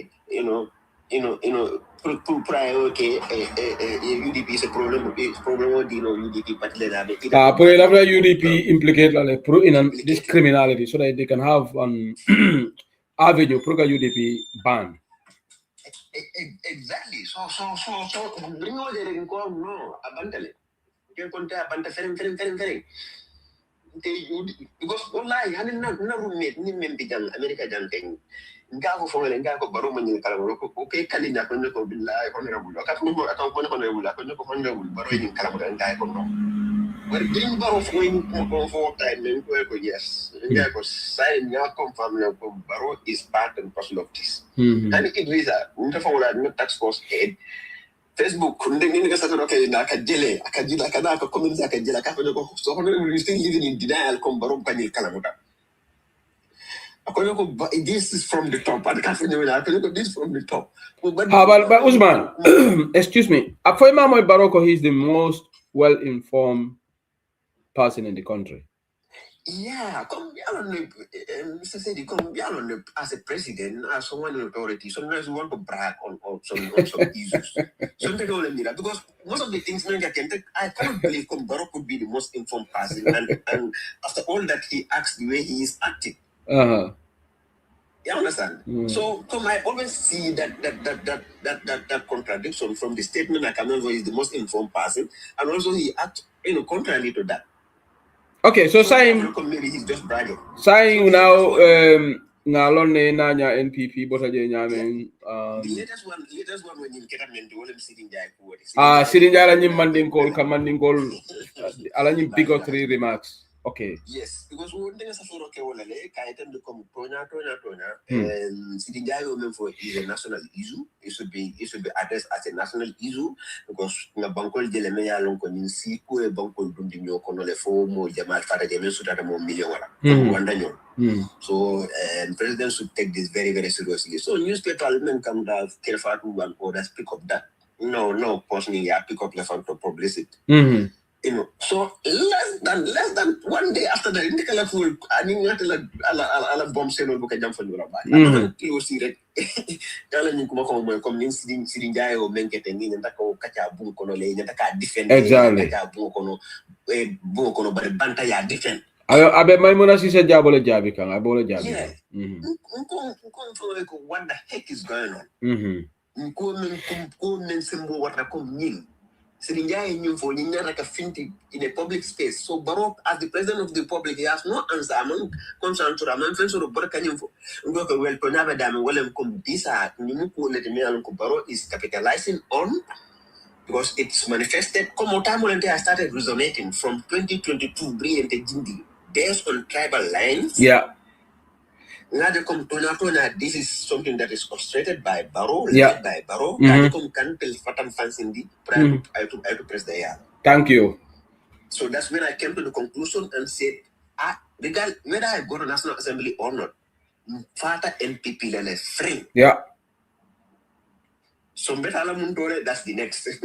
even a UDP, because Meneketa ndolom parti me yalon ko mu parti Sénégal tin dada nyin sikoro barola politiko yalon nde si isa gago melka banta balla moy barola nyin sikwo nde meta fola jande baro fo ni ka barola appointment sol jibe lokon ni manke sikoro bar fo nga tonya fo ya on sane baro nabe appointment la key position mandingo stop ke appoint bera botala nyin cabinet form la where I Ibrahim Silla will just Yamar Sindo, Maninko Game Yamar Sindo, Ibrahim Silla will I okay Jele Doronka, Lamin Chamol Kanima, Imaya Alkali Conte Point Jamfanda Fonla, Sambatoki. Most of these guys I be by Ibrahim Sisa Secretary Cabinet, I will be Samar Russia. Baro started this anti-Mandinka agenda long time ago. Ntemeta for agenda. Baro nabe appointment or even in board of directors, nabe appoint la. Nying anti-corruption commission ajibaka melkiji nene magdol gable fenkol nying kaba Baro doesn't appoint anybody abuka mandingol appoint parasol mandingol am value Baro mandingol ba nyu mandingol member no ma just there because alone neko wol fana be surare ngala because wol be la frem parasol they like to sum to tour and others wol fana la parasol is but Baro has no regard for these mandinka people ndengo figure out journal ala appointment ol be nabe appointment go Supreme Court jibe Supreme Court gago do you know that look at the composition of Supreme Court. Go and see. There is no Mandinka in the Supreme Court. No composition of the Supreme Court. And this is Nimanke Sikode. Mandinkas are the majority in the country. I can tell you UK, yes, Supreme Court from Imam Hani White passing KJ. We are the majority in this country. Yeah, Baker more female and Arab or whatever. That's not unthinkable. Mandinkas are the majority. There is no Mandinka passing in that Supreme Court. Atije. And Baro is systematically alienating Mandinkas. So Sirinjala Ninko will let that from but then the made a Ninkatala platform. Yeah, I told Mother Juna. Yeah. Even TikTok account massive. Okay. Because of yes, ngana pool kele at my individual level, we are not even dictate a code because they am so much into sports. Football for saying stop because of problem also. Oh, okay. Korea, Korea bring me graduate program 2 consecutive years until I'm university like captain. Ega muna press strike along for defense for midfield. I don't midfield. Okay. Since la buga football okay, I think I give you the so so atina continue to call so tanje since 2022 I started on the 15 tournaments in Tanje. You know, got trophy say, got medal say, and also got code di cash prize all di under 15 tournament. But always not tournament in akele come Honorable Usman Gaku Peace Tournament. You know, because I got this honorary name since 2022, so I maintain it somehow. Yeah, so okay. Okay, somebody is challenging you on Facebook. I will read this comment to you for clarity, so you can react to it. Americo, you people wanted to dine with Barrow. When your expectations were let down, now you come to tell us you went through in your interactions with him. That's Barrow's style of governance. So he's saying that you went to the cozy up with Barrow, but when things don't go your way, you are coming here to tell us. Somebody, Mustafa Sissoho, I don't know which Mustafa Sissoho is this. Yeah, I comment like on Facebook. Everyone is entitled to their opinion. I'm okay, and that's his opinion. Yeah. But come the Palazzo Manken Izuti. Nin come Palas Minolen, come model can make it. Usa Kenole, and you buy the bin the Fella Nin Sissoho Demba Walla Modolo, Momonding, you can go through na Facebook wall. Start from 2022 coming down to now. Yajibe, how many critical comments or how many critical posts they make about the government? Yeah. I can choose not to do any of that. Yeah, follow Kulutendo. Mafo abenkela place ba kono de barasi fendo dino na. Aseke no minister telephone. Jamal Kafole, e ka fo commencer kino minister. Han sign model Kafole ko nko kan sa fero men ka stop. You are blocking your ways. Nko ko is it me or the Gambia? Nko le fo mari. Wallahi ala yaro. Nko men fo mari wala nko this is not about me, it's about the Gambia. Nde na dogo ke government wala tarandiro. And in the other government Catholic mission for yenna nyantol nakari because brinkata nun university benna karandi rola e pakabafita yenna salary stop. The reason Hanidi, I don't know reason. I challenge the case. Nasafero okay, cool, Bekeda. And even though school went into that I was a class teacher, I was also in charge, of the sports department, organized school economy and it's like the first time Islamic conference here called school economy that year. Okay, and also na press club that no more mental many could be some of them, they are icons in the Gambia. Ajarafi Fofana is one of those. He became a very prominent, writer. I did the first poem, Jamina time I wrote the poem for her to read before Jam. Okay. So every someone that na assembly encourage they read it before the students. Okay. Yeah, so Jamal no telling so ndanga doko me deke dawda ademu UN doko ndanga doko ke UN. Anytime ndanga recenter from UN to go to run for National Assembly doko le bembulu fix doko le bembulu UN no le bunaje kata. Yeah, Yalong Usman. The reason I wrote this comment is sometimes to put you to test your whether you are somebody who takes criticisms or not. I do that tactically because not many Gambians can accept criticism. That's not so. I did that on purpose because he wrote this comment on Facebook. I wanted to see what and you responded in a very mature way, and this is what I expect. Because hadama dingo formally Christian defamo ga fonyo NPP ngol kon tata nga para so ni baro maso to mo len nata ga baro again. So these are things and they don't bother me because you say we say later that Gambia 2017 baro meta inate ba current they come up with this nonsensical. So moyo koku ke people go against you in this world. Some people are like that. But Yemen for that's his opinion. You would respectfully recognize that's his opinion, but you disagree. So we don't need to elaborate on that much. So let's wrap up the interview in 5 minutes. So that's a chance the more dollar for them. They wanted to have El Gagu.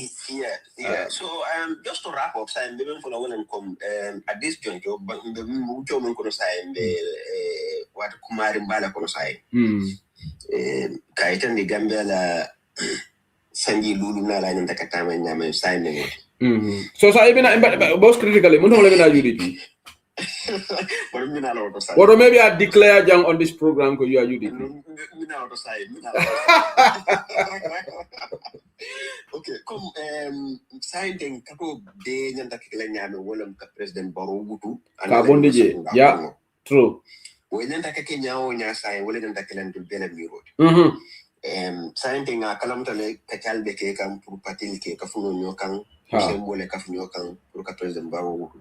Mbe douala pour alay barako ke woto. Mbe kafunyo ba le president Barrow wutu. Nya manza kunda na tina lon ka be lola mole manza kunda mi mol kalamutala manza kunda mi tadla je a ben international community murudla nyokan ko take bunya men bente na soto. True. Because ni mu felati mi alon ko votala Barrow da man na president wato le ngaje comme na diplomatie kata ika tele e ni la staffol ka kele. Awo beke na la manza konale. Barrow la wato da man ngaje ko na diplomatie kata ila do kula le ke bute feke Barrow be bara. Tonya. Okay, Barrow da man la wato. Barrow da man la wato ngaja ka minister bay because at a kind of political appointment melta kay dote palasol to wol kayten de ko mo mul nyanta ka tama public service silo nyinela at any ala politician ni jaje ka de ko ala masakunda wol bole against kan akay bayinde la abe bonde la palasol comme tangara la keskete nyame. Good. So saying kako beke ni dol be ka fula nyoka nyaadi lem ka Barrow bonni that should be the main thing now. Na kalam dale amin dol fanan kom ala along ndefana nim funding ke dol be nyobulle mi alon kom be mol kan we nyaka signed in opposition Jamal kan diamole kay tande kom de ka fula nyoma nyaadi lem pour ka president Barrow la masakunda wutu. Okay, so I will call GDC, GDC ning SFL, you know, personal diamo benten wol parti nyaton kol te mala mi ankon ni ka kachano le ku dolla. Although parti dol fanan la mol kan contact duma comme UMC, you know, nol fanan kacha. Yeah, UMC fanan la fetaji. Yeah, same thing comme pointo be nyame wolem comme metala mun dolo won gentala problème ti baake min na problème da wala ni masakunda kurgo ngaw bonde je to sanitize everything kaje comme we have a fair playing ground pour mo bese idadu no nyame e political kono ani banku do ko ni kono wala ngala mego constant sai so from 2022 to date na political ambition to run for National Assembly in Jimara amanfa.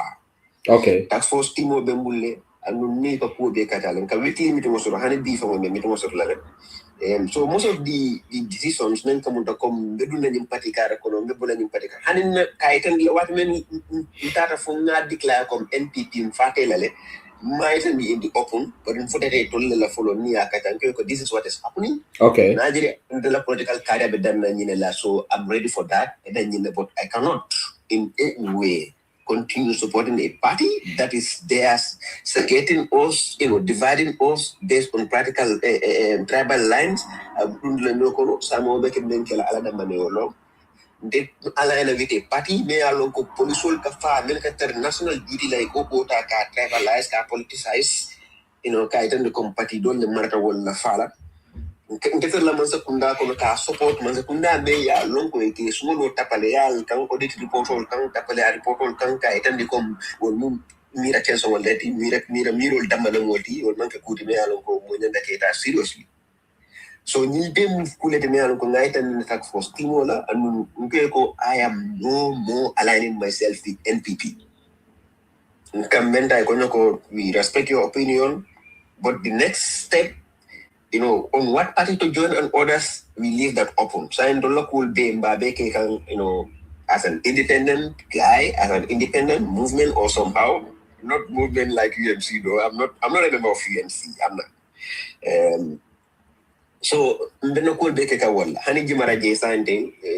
So you are still an independent, but you are yes. Because walung not UDP in Kolga you are more likely like almost there coming join the United States. Yes, that platform masen kan walang kombe coalition ko men katakan second time member dending GDC UDP coalition. That's something that I look forward to. Even party dol mol be kafungo nyokam ba ninga nim flow kafungo nyokam ba ko be diala ne ba. So but lamada nan fule wala ko ninga be man ta kake I will rather align myself with UDP than any other party because it's the biggest party. True. It is the party that knows the Gambian context than any other party in the Gambia at this True. moment. True. You know, since 1996, the political konole, ye kujamal le karang, ye Mr. Jamal leke, karandawol lale, ye dipitol sotole, ye people come like mayor soto, you know, ye council soto jumol. So the only party the mayor long say intention from alignment with them, kaitan become the probability of winning a Gatawol than any of any others. Maranganya mil.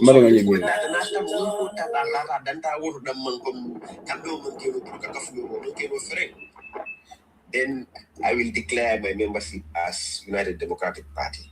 Okay, that is hope in that one. That is good. That's very clear. La position of an respect. Mr. Gago, thank you for having a very insightful interview with us here. I think this has been very thorough, and also you've been very honest in your deliberations. Interview on Akeda, whatever you say, some will agree, some will disagree. This is here now. Let's you can just hold on. Let's pass the baton to the no, you cannot jump the queue. No, I just want to ask him a question before he go. No, he's not going. He's going to be here. Oh, okay. Thank you. El Gago, we start with you, and then we can go to El Gago. Go ahead. Thank you, Seko. Ngamwele kongana function and the function and the okay, but now kuma follow bit to la KJ ani Mr. Gaku. Okay, come tell advice bitaka damen kan Mr. Gaku la Carola. Wala mo pur banko. Mome yalon ka ko como itele nyanta marala over 2 million plus more where it's a big responsibility. Okay, foka party leader sini jube ke dadikol jube and then ke ila civil jube imu mo sifal leti.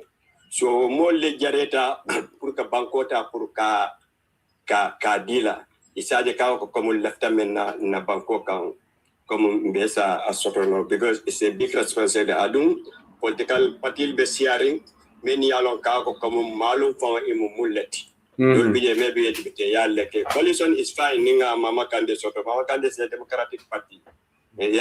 So UDP is a Democratic Party. In Europe, kono ninte lajano socialismo damal kalanyo kan. So ni party dol fanal kalanyo kan. America be nyame Democratic or ani new Republican. Okay, that is fine. So ngaje ka ko komuka mo jube menga responsibility soto purka bankota purka adiala.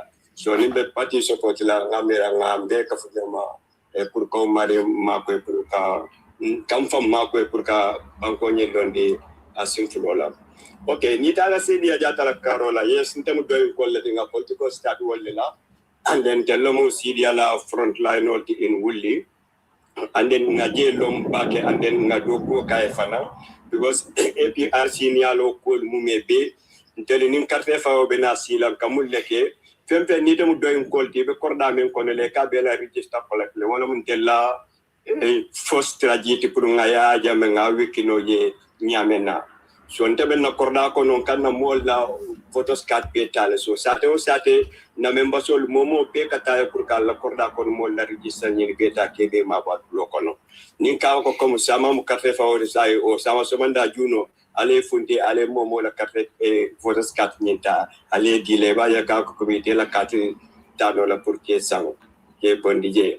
Okay, so after that so mbotaje after nata GMC koma ya fanya men na buroda ate bantale along ne mani kafarika ya and pamod bo jam fon ate ka sponsor le no membe keri aka kodo collect mod bu spend jam pour kaki pamod bo jana programme ni na odiata pake ataka UDP la support itewe GMC Usman ka jana so ni sita adiamo ka du baga because be kala patile defend my and I na men ke spend kono la janga mitino ni men ke jante are responsible for everything until holo tab du man joje because ngata na Okay, El Gago, can I quickly interject? Even on PDIS Leno, right? Yeah. So money bondi from PDIS to GMC. Yeah, money bondi PDIS kana GMC. So, wo kamo malafila wo for la yeah, understand. Okay. but come a man soon to find a person. Come enough friend no matter consular. No, you don't have to. You don't have to explain anything. My job is to ask the question, but you also reserve the right not to answer the question. I don't want to answer that. No, that's fine. That's fine. No problem. You don't have to answer. You don't have to answer. Yeah, exactly. Okay, so now the GMC, GMC back and tell you everything. So tell a cat no motor in the meeting of Kelanka use Mr. Fatih and Amenke Tele Holo Ninta. So, but you didn't call Dolmu friend Netija may along come up like Kanye because I Mr. Dabo and Nado can do young Namuso let out the bureau Kai Nung Ablaila Bunkono, Wolum Fan Cabinet Mr. Dabo Conte Kai GMC Cofelenti. Okay. So, Bio came back to Vindilalenga Nati UDP. Yes, so Mr. Dava Konyako, no, but I tell him Barolo Mukai, but market control killing for the Mufatile. So, I need Mr. Davo, so we are in Kija. So, but when I body GMC, because in terms of GMC support candidate, because as a presidential candidate, for Qatar State House. Okay, so Nimai Tata Sai put a Ningamira chairman Katefa Otolomo. So I am motola kakata base katakata MPP indoors. So Utosa is not needing my support GMC because in terms of support can put I have presidential candidate olamati. Put Jigitala Ngala Nea Sotala, Naja Kako Naketa Presidanoki, Akam Memfongola Nea Sotokom Aboke no Lale. You but not a Tata Sada Tata a Kafka sitting President Messiah. What on Navida is not interest, he sit. But Michael, I support the overwhelming support from GMC executive. GMC executive has support the yellow position endorse the four. I told them party dingoti matter inform no. No, but I'm a part of the executive member in that. Oh, itemu GMC executive. So my matter consult. And then I telephone. I not telephone number financial directly. Okay. Okay. Yeah, but like in other maybe the interest mental president quote. Okay. So yeah, so there must support can I can president to Mansakunda men keka. Kade fan resign the Yamen of Baro Kabila presidential advisor. Kaya Kako come ala Kumakan in Nafanta Puraita DJ. Okay. So what are Abondi Kurkana? So Nameda Niata Tunu still now Mansakundala Kuoni and then Ataya Kaka Mantapta Kuka. And Yanta Kafla opposition party Lamakela come Sembo Kafu. Exactly. Exactly. Nobody knew Manka what on there. I'm not going. So what are you about GMC? Okay. Fair enough. So which year are you joined UDP? 2021? Joined UDP. Come young Kubala na Kakichama no the Weleketa first thing to Purungano Godo from the Mantra UDP. Okay. But in Nakodo di Abulai and Koko Yankuba Donet Nindale. Okay. So what I can Nanya. So policy don't find Nati Sato Sound Dunta, near commanding Koko joined Nanatalo. Great. So that very elephant meeting elephant cake. So young commandika. Good executive Konola, and then Palazzo Ninta Cardina Janibita Congress. Yeah. Yentol UDP in gold jelen Ntolu Nazarek.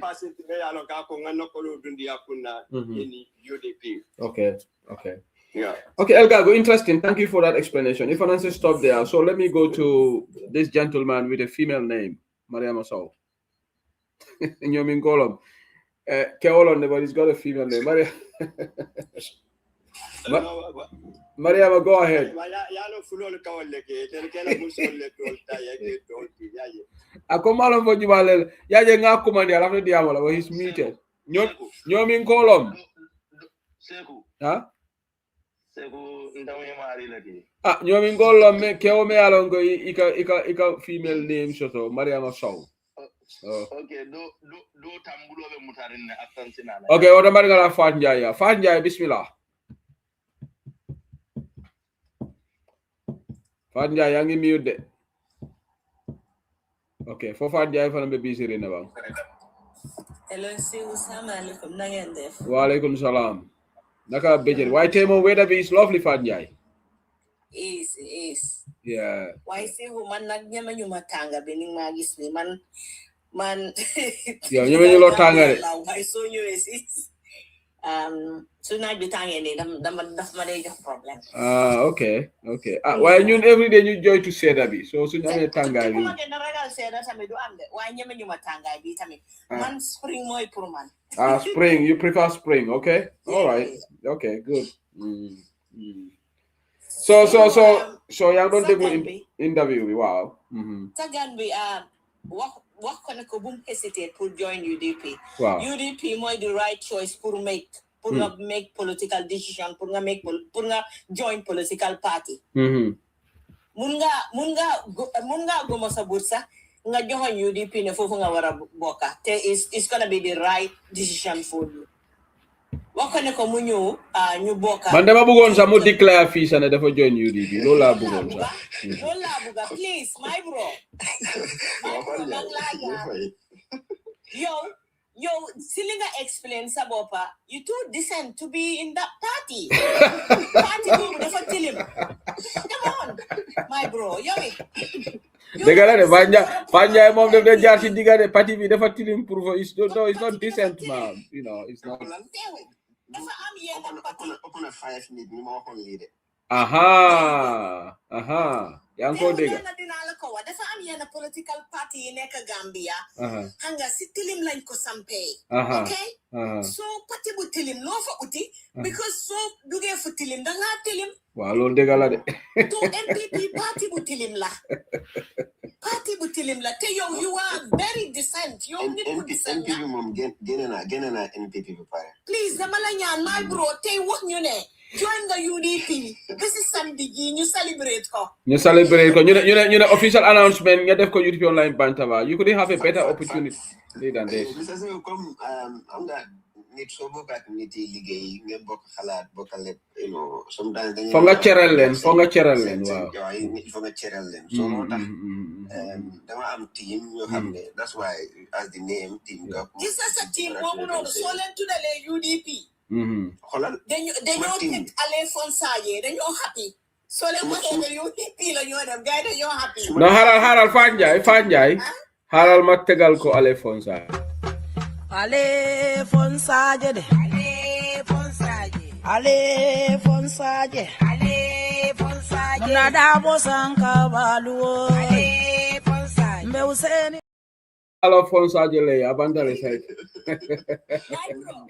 my bro mala ñaan bul xalaat ne da nga wara bokk UDP bokkal ñi nga amee yépp indi leen parti bu set la yow da nga set trop pour nga dem bokki parti bu tilim gisuloo yàlla génnee na la fa because parti boobu dafa tilim si tilim lañ ko sampee so ku fa dugare da ba pare Fanja xamante dëgg dafa dem foofu gaay play ko tribalism card so are you surprised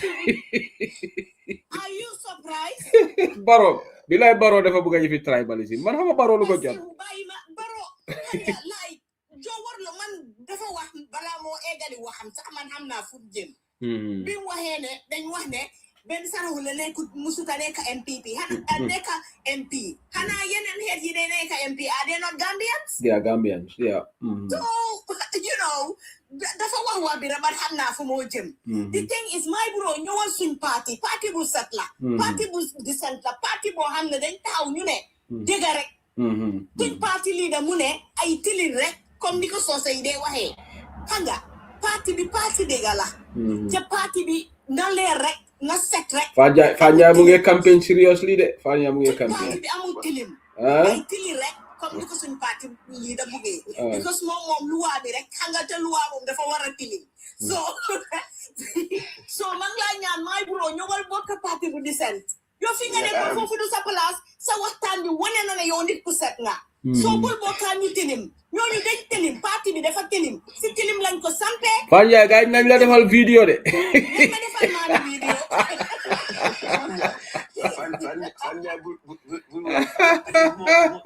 dafa am seen benn waa ji nekk xama Sweden la nekk moom moo dina la defal vidéo nag moom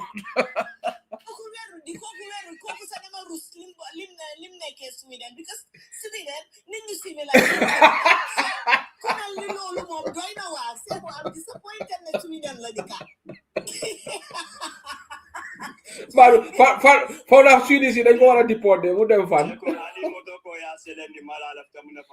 Yeah, nga selendile, but alimoto mbatu nga selende, but nga just drop the thing. But nga selende. Wow, thank you so much, Fanjai. Thank you so. Alimoto mbatu nga selende. So, brother, pare talabang still for ila franga ta Abubakar ya. Nyomi ko pare talabang. So 1 minute drop. Sorry. Okay, wa alimoto si rafla diamlo. So ye Abubakar talajane, but nga dani for 5 chance deal like diam. Go ya tele saban. Actually, 1 minute drop.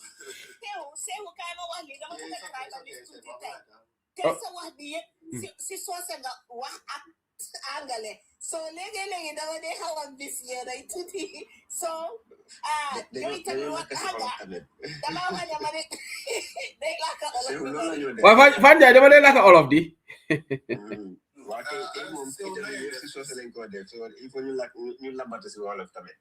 okay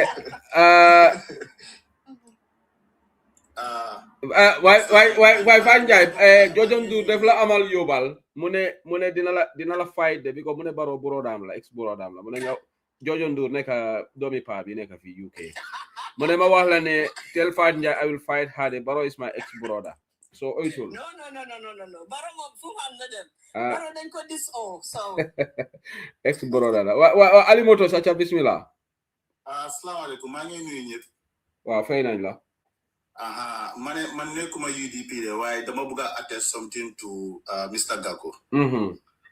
Honestly, UDP Solen Ame Gako, wow. You guys have an asset. Why you with Loy Hart? You la naila. Nyana la my bro, please si party bu set. Wa Fanja nay har mom xama ban parti la nekk sa mom Ali Motos. No, man independent. Independent nga. Okay. Yena say dama nekk sa comment section bi dina do dara way do ma def faale sax. No, yena comment yi dama ko skip rek.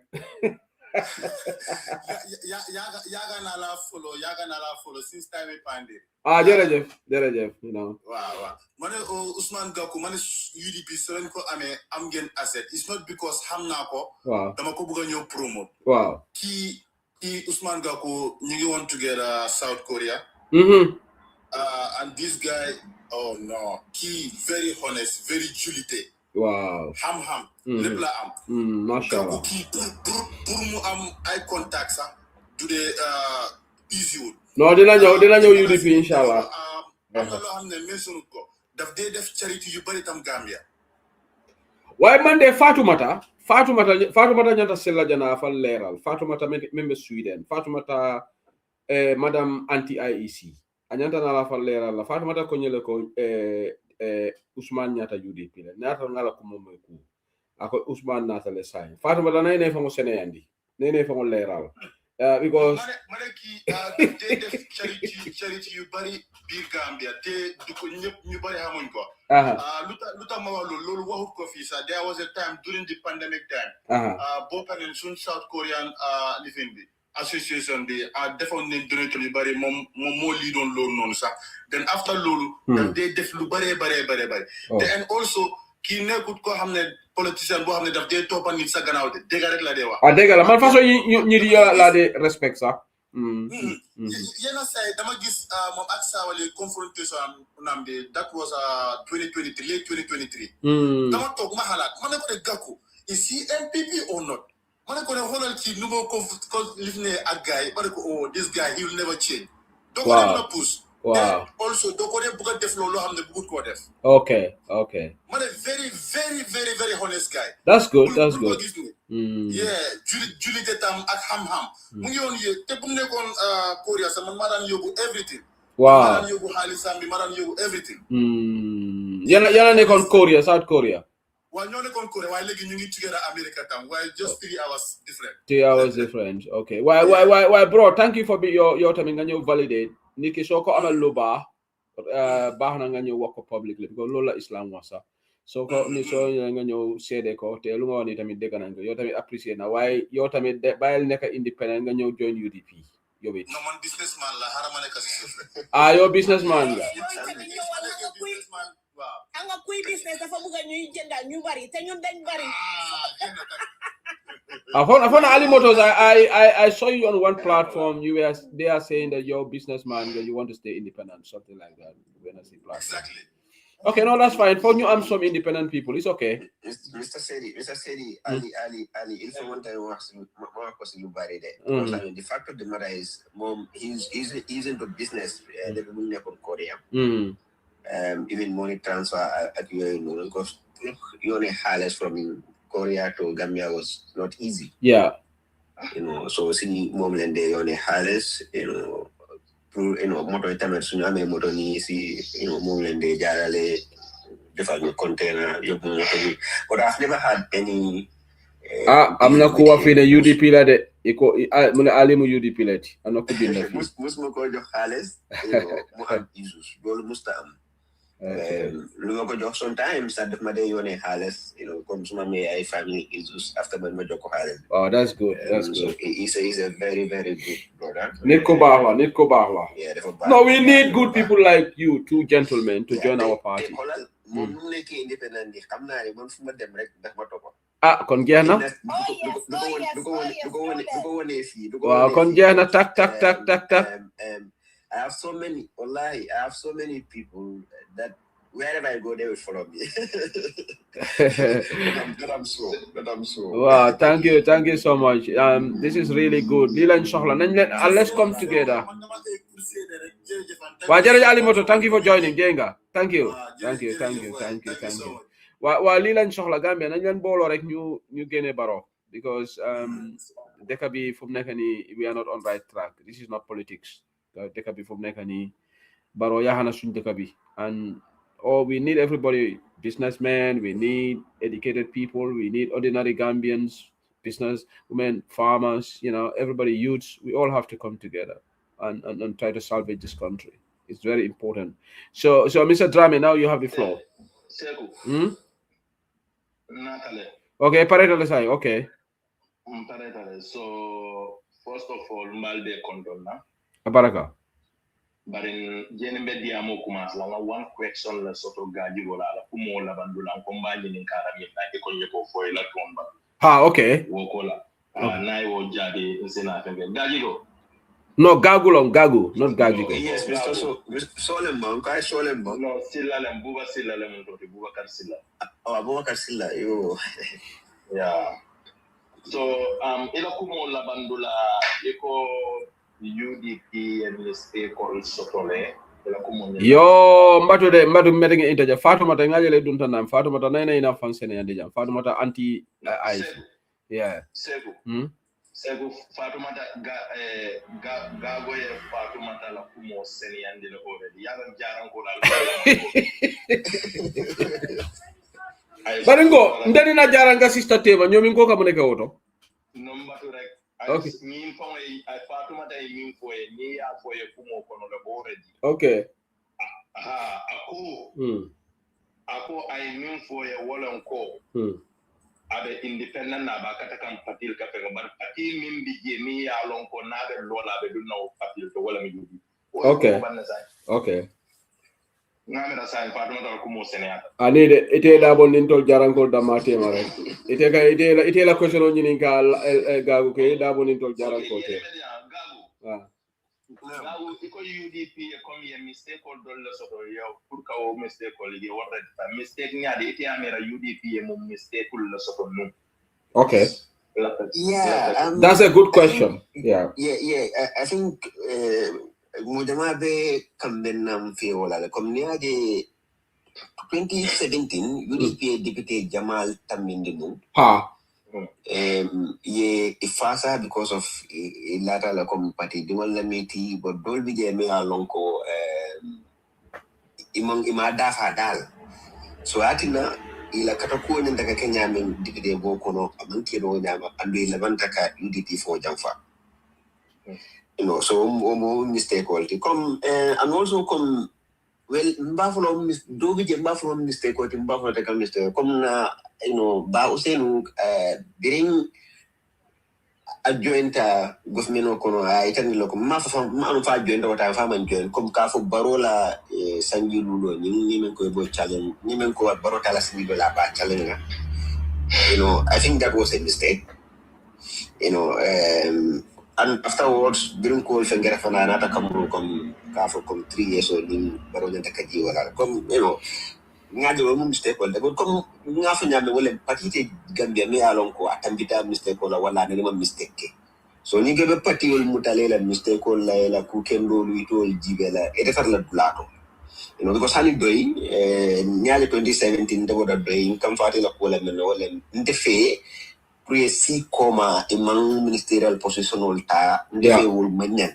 ne kata national assembly dammal wala se mo dol dunno national assembly le dole ministerial position ta Gambia duwal nyaabe lori ne hanatari kudol nadake baro e jamfaaye bay ko duwal sena si la keloke because badela ko mi baro e jamfaale baro e ay kulle ke mi alon kanen slow manka so when come from the back do ko and ukata dalelo to mi alon ko say bari man pare ka banku dogo ke wonta be nala ngako mo sakunda ma banku dogo ke so birim bota korea wala tinanga kari bantanta min dara fo karwor wallahi min alatema man si ferke glato 6 to 7 months Gambia government fo la kam sin fa tan kata an say PS member PM wala nomba jawara han say la nomba be because wado naka diam telephone do len fo kata nga ferol ke pour men na ma sakunda ko nyama kam zakul ka do ko te okay so I don't want to be personal I mean NPP la mistake all siara petit dol beti no ba so coordinator FJ so question do wulu comme ça ba usen la 3 years oto nin kare tambila min tambidate ba usenu yewo askan ya nyinin ka wo question kinola fo ite gambianol apologize la wo ko la ka foko nim baro iko baro te jila 3 years anayeta ay marije luwa ba useno ko akom wo manke mistake ko akadiamu minna milbe population ko no woliye wolonde because of nin halla tarano adama baro resign the constitution of vice president let automatically qualify as the president iki amere be mina fala ay min fonu hankabi abe lori wo ku molaka sa no bunya bakela ngana kuma ko nyum bunya but comme yalo ni be diamu kan ni be nyaako be diamu kan ka diamul bele anu mudol biye ese ela kuma ko faham bari a fatan pansi nyamenten na ma fatan maso molo wato anda fota nyamen a fota context bi malo kono wo mol hakilolu jahasela la dumande a senator kuma afa nyamenten wala sabatita wala mtonati anu hani constitution of wala do nyama ngalo kuma ko nying ngalo biro nyinga punya bake anu ngaya kule me alon ko tonya kumole okay na final question wo abe koleala abe fenkela bajele na final question wala gaji ko comme ni hada bada kana nyomin ko lu kana fay gaji ko afay gagu gago lamin gago Usman Gago okay. Gago ni hada badimo comme sila fulale be kering wala fariqul fil jannati wa fariqun fis sa'ir wala silo ti mi yalon ko wala ke samba jahannama anin silo min ke samba arjana so ite amira ko ni bota silo kam mi yalon ko be filirun nun sa ko nyim pati fulol le be keri in kabrin mundu matwe be buto 30 years now because of ikamin be ko jang ila kumo kono honesty akoyte la ko UDP be wala kele kan kabrin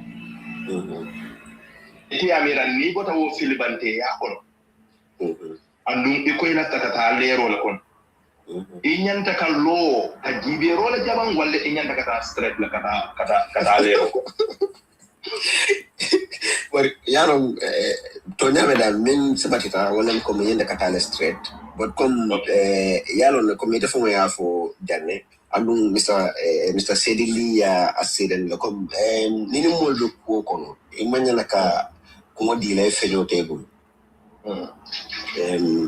Nte kunkino lendi bot jamala ben koma andu nin jamala be do ko me alon ko muke do bure wala no hanin kam mitingol mengi apply alu mengi il faut de la critical la sang dum mi do ko do nga ferol nan de nga kacha ko wala no so nyaaje nyaaje le comme bol fona nan nyento lem pour que bunya janim me decision si dol tala niya kacha follow but comme nga fa nyame di ko ku fero fere même c'est NPP baro government no mutuno Gambia dante boko non yo anu natata atata fa danta UDP le suderante la pati dol beti because itelle a nomba soto fulanjango itelle meta ko e ku jamal karanga ko itelle mel ke structure soto banko blaud la sate o sate mol soto jele structure soto jele e député soto e mayor soto e council soto jurmol so when they can meet and wale tell us that president carte for ka win pour ka baro to katambi parti dol bel bari na to men to wale doli inin doli do do nyoko no kaje ko di mesoni ala nyame so ande yam fala nyela do wande rek but UDP e benye bla bale to na mol bije ko to mala ni ko to mala bakale fakale atem executive hol de UDP adu mo jamal bijel fanan kanunte jurmol bijele gol dol nene mano fon konte be MPP ni almamo dibanyi ka jara so ka ko os MPP gol da fanial.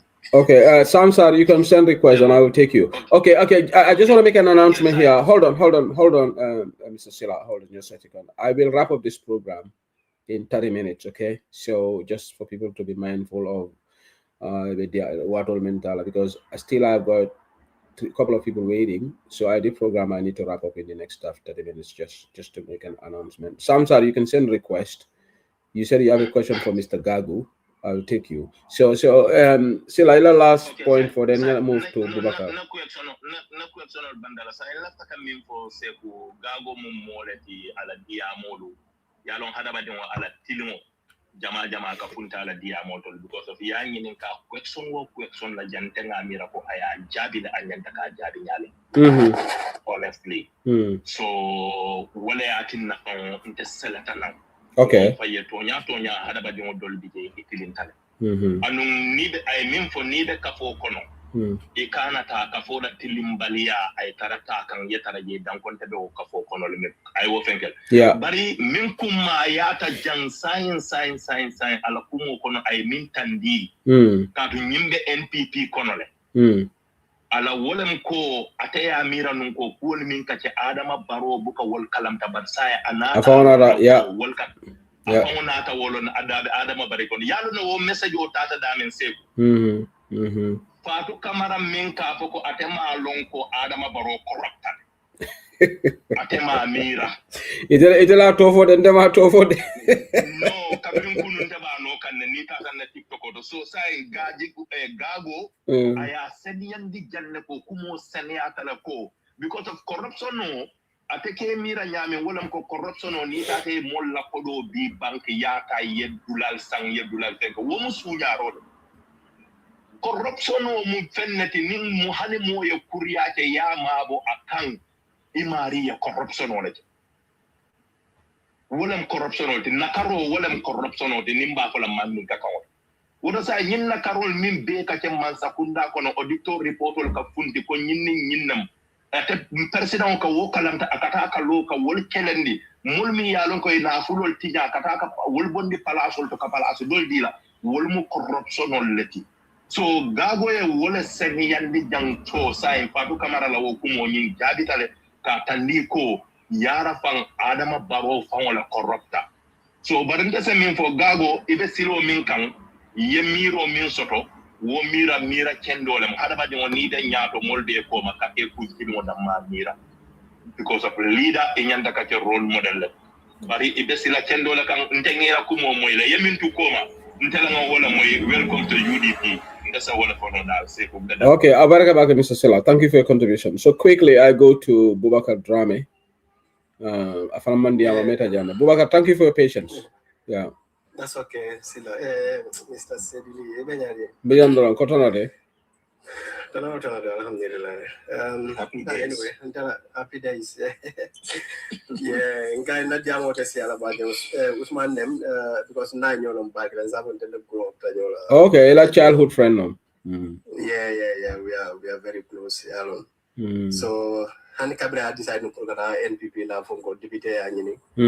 I have found one thing I'm fine when I'm thinking because kind of anyway. I'm not NPP and you would have stand for UDP because the time for the UDP thing what it does, but I've been sympathizing with UDP for a very long time. I'm a senior killing a cat if I Gambia.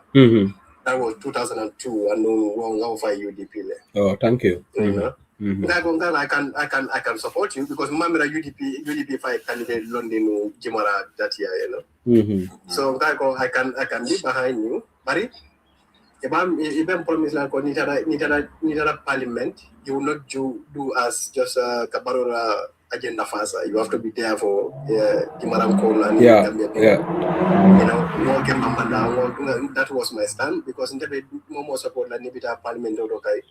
And sinya kile ninga je ko ye bilo fasa me anu ko ninga menol balunya manta o manga menol fasa kai I'm disappointed when na bal free la corridor immediately. You know.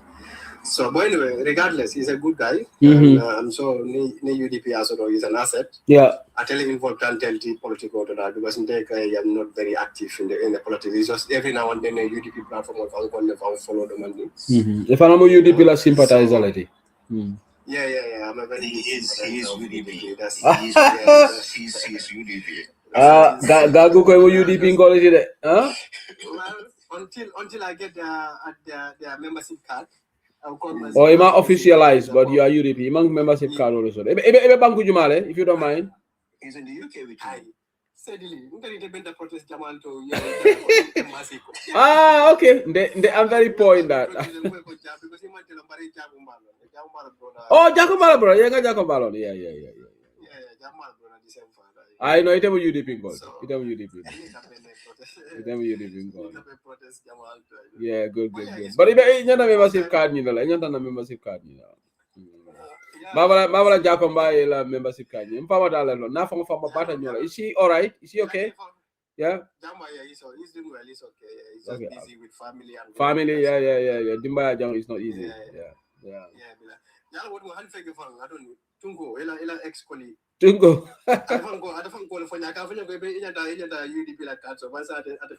Tungo mu UMC that is a full time.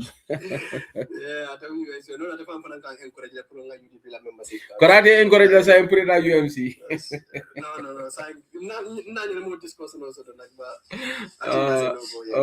Okay, that's good. All right, Mr. Drame, thank you very much, my brother. Thank you. Thank you.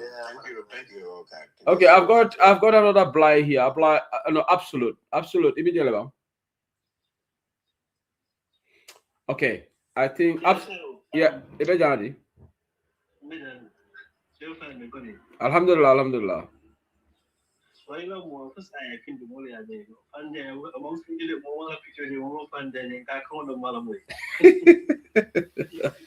Fanya vela mega abeja bilale.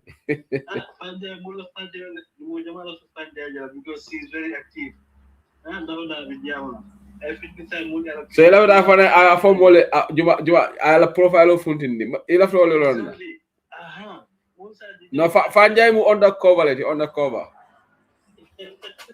UDP la undercover. You know we need some undercovers, you know. Exactly. Yeah. Okay, so I'm so happy for that. Somebody positive with positive mind, they think like this, you know. UDP as a party, we are very responsible. Particularly me and Uncle, they are people and they are always welcoming people. So disappointment also to them. UDP now with wholehearted. At the end of the day, now you're more disappointed. Yeah. Comme Senegal, men gada je Joma if I even know manya like this. Same thing is so unfortunate. Yeah. Why you can't happen as we can do. Yena so di mo le makan yara ifanga no kunyina motivate at least should serve you and serve the people nearby you. At the end of the day, you understand. So, but you know, UDP internal cross now na you mo debe na sin ni demand. Umu nana ka demand na koy fongo. So at the end of the day, we did not big disappointment like I found Kabul had I Talib you guys nobody expected this Talib more than phone. Me alone put the night again be yeah. You know, but you know, we want to be able to be on and better UDP, you know, so you Talib select on top of those people. But they are still there. But if you are power hungry, you want to stand as a candidate, make a opportunity. You know, for saying, you know, UDP has its own policies and they are with their own. So it is a year for coordinating the president by force. They may not be able as a party leader. So one the Gabo and Yemen fan of what the minister and Yanga, Mokendo, Emiratan. You know, who cannot put it to me and the phone is the party member at Orobola. The Amul was shared by UDP is the only biggest from this party in Gambia right now. You know, so maybe during the party as a opposition, it's not possible. How many years UDP in president of the Sabala? Party dolko iko sa itole mol soto de iko sa in Gambia iko dynamics falling tan sa itole support soto. Huh? Diamond was here what not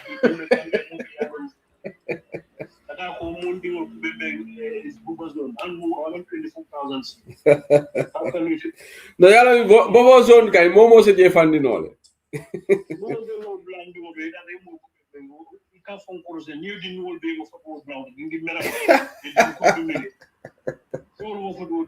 e toñe ndiro e tungo la patio toñe la bine normal de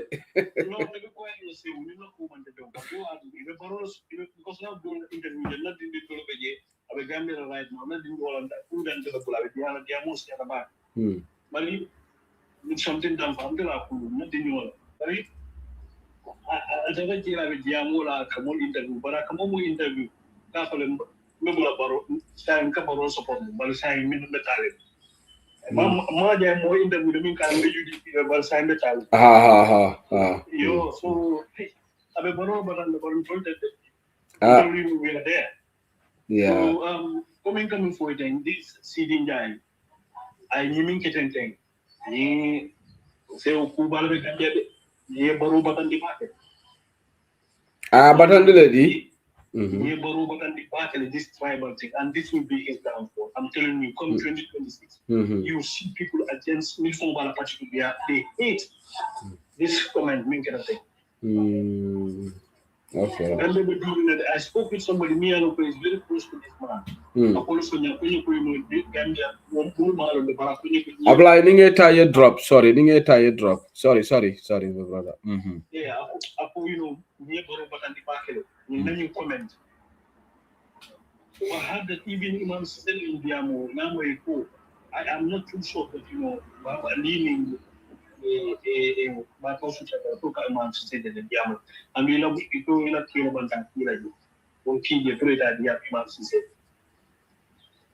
Aba akonyi ya deune because but nyimu is a very serious thing, you know. It's very serious. Big serious. One may become funny in the city under the Diamo. And then na uniform kill over. When you found that out, what did you so far? So I feel like yeah, abla Mr. Sela ala point barrek. I know. Then because yeah. I don't know, you know, this time account. He cannot do anything there, but he can do at home. So people, they are very upset with this, and then we're seeing it. In the 2026 election will come.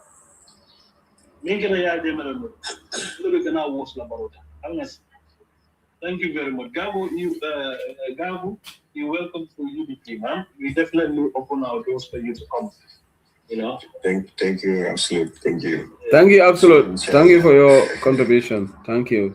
So saying that Samsar is not a member of UDP, but he said he's got a question for Gago. So, is it the same Samsar of Doi? No. No. Okay. Salam alaikum. But I try to put my question straight. Okay. Okay, now Mr. Gaku, I welcome your guest, Mr. Gaku. It was very interesting to listen to. Bari na moi dulato ayeje ma akonia je ate funtita doi because of they were not ready for Bankudoku. Kabrin Plus will be deacon. They didn't take positions, so for that reason he had to go. First, my question is, was that the only reason why he had to leave? Second, for Mr. Gako as a DOI supporter or member, Atemalonko, the MOU agreement was from all these opposition parties, political parties, oppositions, not to take position. Because, to be honest, ite fanya mwele Fatumata Tambajan Tata coffee show and in Peter Gomez Sita. Peter Yaninka, I interview Akaiko, we all agreed not to take any positions in case Adamabaro. Ablay, mana la point ban rek. Ablay, can I interject? Ablay, can I interject? Ablay la point rap, please. Ablay, can I try to be civil, please? Yeah. Ablay la point. Ablay la point for it. Then we will respond. If I am wrong, Mr. Gaku is the right person here because I think he was more closer to Doi than me. I'm just a supporter and I'm living outside, so maybe I can contact so more to Halifa than me. Yeah. So I'm, we have to be responsible. No, it's okay. I've addressed that. Go on, Sam. I've addressed that. Go on. So, I was not present in that MOU agreement, but somebody who was actively involved in it sat by Peter Gomez and said such, they didn't agree to take positions. So if that is the case, let's say it's right. Do you think, Mr. Gaku, what reason what is enough for you to leave Doi? Because Doi didn't, maybe Doi wanted to keep their promise to the Gambians. Question on what on it. I will mute and listen to you, please. Thank you, Sam. Usman, go ahead and respond. Yeah, Mr. Sam, comme kabla senen wala ma fo do man pare banku do ko wala but ngamen fo wala ko man pare kam ministerial position o nyilta and ndanga jibe comme that's a miss opportunity because ne ministerial position o ta nim president baro e jamfa e bay gamben ko bajala comme baro mo nyagleti andu be fasala and also comme nim debe dendi men kam baake wala Brinka bona na karwala nata ni menkam wolem ko ngajale banko falinte nyame mo be nyanda ke da dum banko to ko kono president Baro ya itani ko mate malong boko ka ke nyame asulata mo le me along ko ya long so wala tinan kaftak maman ko kom doela palasta bali ya damman ne bonde and wato be safo ay même sa kunda la taduna ma sa kunda ko pour que mako but continue tele katari doy kono.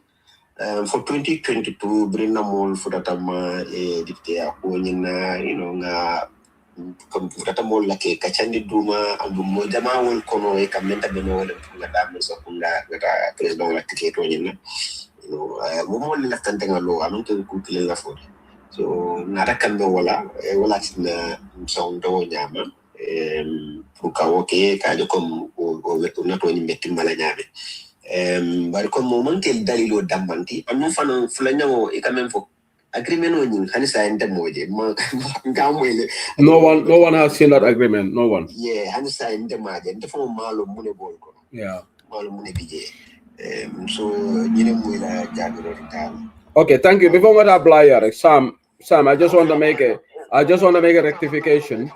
I want to make a rectification, Sam. I'm sorry, Sam, but I'm not very parliamentary. I want to refer you to Syria Jada's interview where he said he was offered to be minister. Abdullah, it's okay. So let me just why did Syria say that?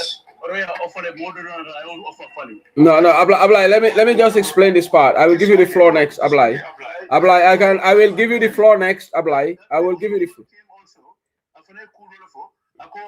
Recently, I'm a member of agreement, but I'm not so I mean, governments are listening. No. Let me come in here.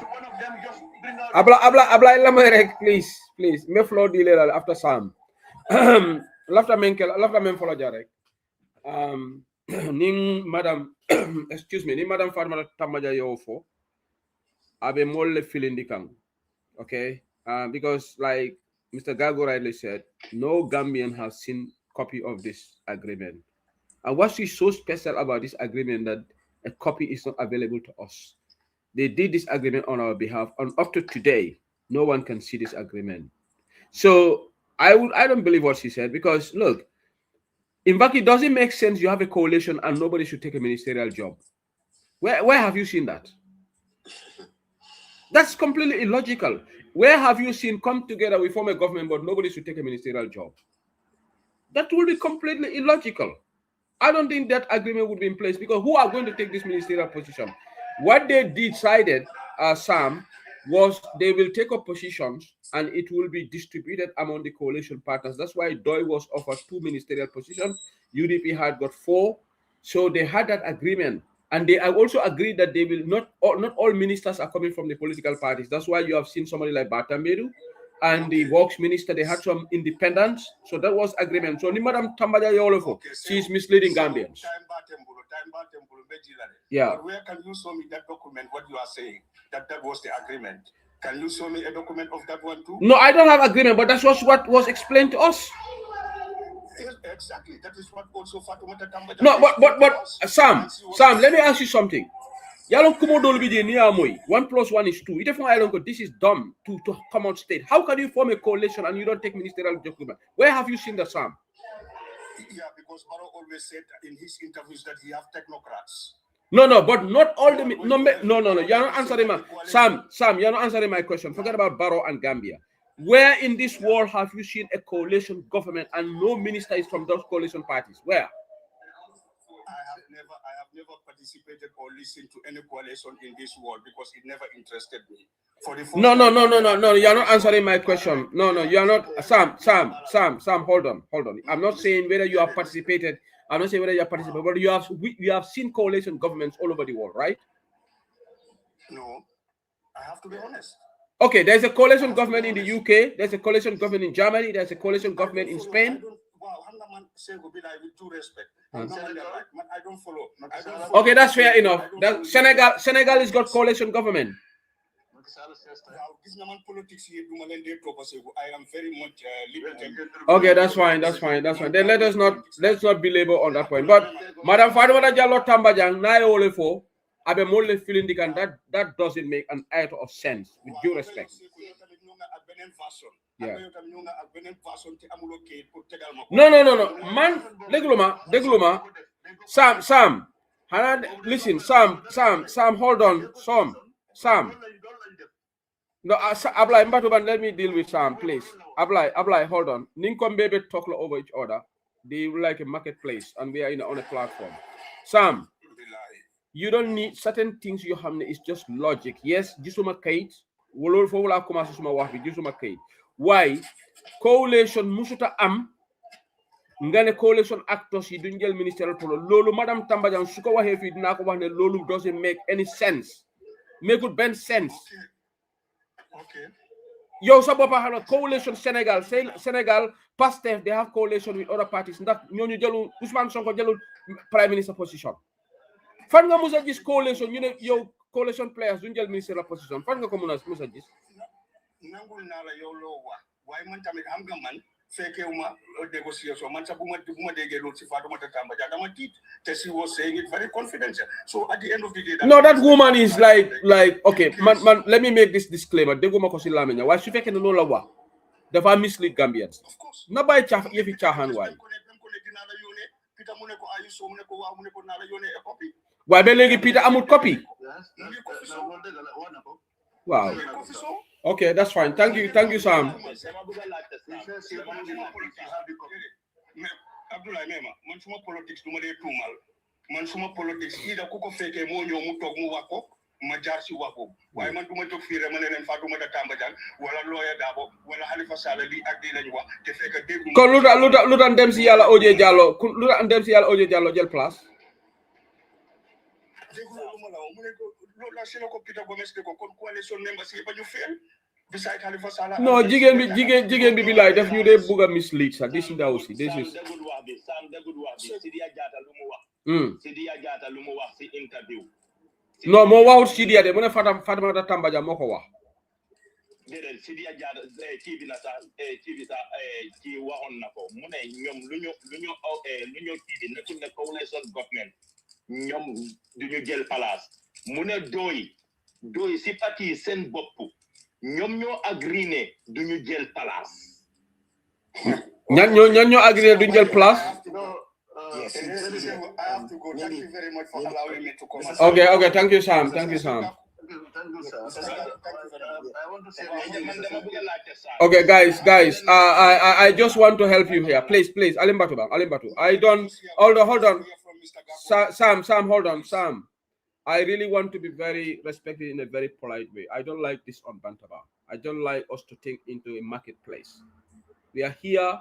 People are listening. If we all want to be talking over one another, and this happens in a lot of platforms, respectfully, I'm asking, please, let's have orderly discussion. Let's everybody, when somebody's talking, let's listen. This is very common in Gambian platforms. People just talk over one another. For me, I don't like it. And I don't like to encourage it only, but respectfully, I'm asking decorum.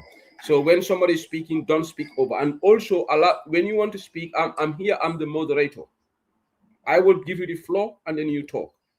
But don't just jump in. And this, I know this is very common among us, respectfully. And in meeting, we just bam talking. It frustrates me, you know. So please, mal Daniela, Nila Vida Diamola, wait, and if I give you the floor, you take the floor on top. Because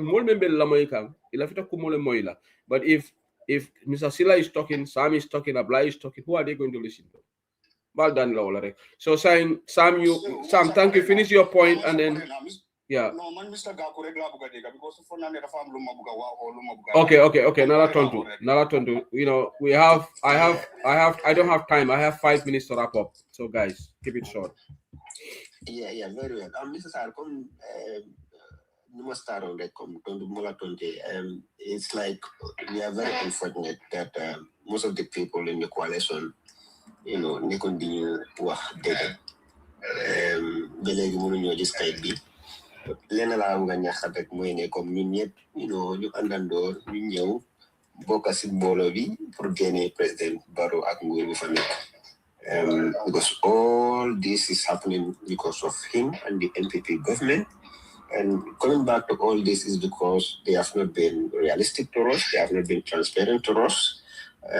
So let's collaboratively, put efforts, put thought and everything and move beyond all boundaries and put down this government. I mean, internationally, the reputation of the Gambia is now on stake.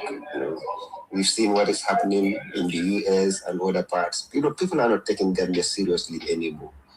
And so many other things. Probably we'll have time to discuss those things. I don't want to prolong this as the time is almost. Yeah, thank you, Mr. Gago. Okay, Sam, be brief, and then I'll go back to Sheila and apply.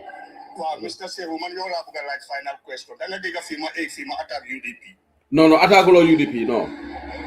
Man, I use my personal question to ask Mr. Gaku because he was once a supporter and member of GOI. I said as a comment section. No, Sam, I'm going to address that. Mori Keba, we don't need to polarize these discussions here sometimes. Sometimes let's also be, it's just not when somebody comes here, you say, oh, this person is always attacking UDP. Today he hasn't attacked UDP. He only asked the question. So let's respect that. Okay, Sam, thank you for coming on board. Sheila, you were going to say something before I go to apply. No, Sam la bugon na laajte comme luñoo wax mooy comme ci gaaji ko su fekkee ne sax wax na sax doy bugut jël bugut bokk ci liggéey réew because yaakaar na action bi wone na loolu man ma ngi fàttali ko Halifa Sallah sax ci boppam bi bu mu doon ci bi ci interview moom leeral na ne doy Barrow bu mu leen joxee ñaari place ñoom agree nañ seen constitution ñoom duñu jël place Halifa Sallah sax waxoon na loolu so loolu wone na ne lu tax ñoom ñu bokk ci coalition den understand it doesn't make sense. Number one, Sam la bëggoon na laajte Sam su fekkee ne da nga bëgg a dem napp ak jën nga dem ba si tetes nga ne doo dugg si géej ndax bugg nga nappa wala buggoo napp. Some has dropped off. Sila, I dropped it off. Okay. So, lafta ka ñinin kamina ibaylo na ko ni ilafta ka da ñemuto wala bakon ita da ko badala ko ita dunna jiye kono ita da ñemuto wala fay mal la fi ñemuto. So woto woy ñin na kumo ñin tonya yandi lay. So min bije walam ko yela platform of control ñami wala min bije walam ko ikam san ñim fo man tentel la ajume na do e gago be min fo kan sai. We have to focus 100% nde Adama Barrow bonde la dami mbe mol ka pela na nyami ye UDP ibe lorin silo min kan min kabir muntuma mol de ya lon do say to nyala UDP say be wol convince la nyami ye la mol kan ye na 100% ngami ra say wala nyanta ka ke del laptop ko de bayring election o registration ol bantale fenkol de banta say e kan san say political le sitana e kan san anno Adama Barrow comme ye kuma killing tenke janko min si ko aya batandile I can understand aya regret le ama regret Adama Barrow fengo juma la ka aya regret le no comme ça ya fo janne ko aya batandile yeah nga fa batandile bari ma fa aya regret le de okay so aya batandile Adama ma regret ñing ko mola ma regret exactly ama regret because of min kada atake mi rako abala political nyala nyabinda andun kuma la min yimu kumol timi yalon ko and ka foi idamal le tema amota le comme c'est defon ya fo nyabi hani demba sabali lotale ako fulo liyan ko jang ama me fanjeni nyimbe fundila ko ala jube positional media lon ko Adama Barrow yebe employ ko biddo fullo justice minister ko biddo fullo ñin ko biddo fullo atel no demba sabale do fo sehu mbalo le o sehu mbalo so woya tandile ko ñilla intention o musiku wala te amante ibin kamo jube mi yalon ko they have capability they are potential. Okay I Mr. Sela, I have to interject, so I have to cut you short because time is up. Thank you so much. Apply for another diam. Time is up. Gago left at 1 point left. No, Mr. Sela, please. Time is up. Not time of bantale. No. Please show me that accord. Time is up. I'm really run out of time in the program of 30 minutes. So yeah, not schedule of bantale. Let's give chance to apply to say something. Interview. Yeah. It doesn't show a matter de gameno lako. Doi ko mala ministerial position. I mean tandi gameno la. Momo kumolo. Ako Barrow ka ako mbekal foreign affairs minister. But later, modul na to diam Barrow I mean for. I never mobile ala mo. So neo mo. Doi ko left of ministerial position men ngamre mala for nela. In love the position tala. But sidalo interview. Momo ala mo amata ni ko doi ko ite ministerial position tala. Anu sabe ni fote wala ko fonu in the diaspora sinalikan iko condition of more money means iko fo but ka fo yo fole is written on a paper ya documented signed no moma natina still moma fitting but apply Khalifa Salafana ya fole nungo the reason why he didn't take position because he didn't want to be sacked also yeah that also can tell you that yeah he said that he didn't want to be sacked. Not to take a ministerial position. Yes. The positions they wanted. Yeah. Also to use water. Yeah. So Khalifa Mafoko, we agreed that we will not take position. He didn't want to be sacked. Yeah, he did say that. So what does that tell you? Yeah. In a ministerial position. Yeah. Doesn't cover the ministerial position. Exactly. Yes. Exactly. So yeah. Thank you, Ablai. Thank you. I'm out of time. So Mr. Gago, thank you for being here. Thank you very much. Welcome to UDP. Come back. Yeah, thank you so much. Nyanta nyema sana nyanta interview shota la but ngafo janes I sangol shota wala na interview but after salo inshallah na interview shota. So Fanja, thank you so much for being here. El Gago, thank you for being here. Mr. Gago. Thank you, Siago. Come on, left me for the yeah. Wala munyinti Fanja, I'm sorry. Come on, telephone na Saturday to Mr. Gago Bedamenga. You depend call to the jail identity from almost 117 people every year. From one. Okay. And then ngalo kama tenala timo lui telmu independent no to bangan tell you dipin call me fanal we sade to telefonale right sotole kana you kana sade dim kumandi No, many times. So let's give the honor to Mr. Usman to say a minute, if I more tend to back it. Thank you for being here, Usman. Thank you. Be mulbe tentula baake ka tambi Mr.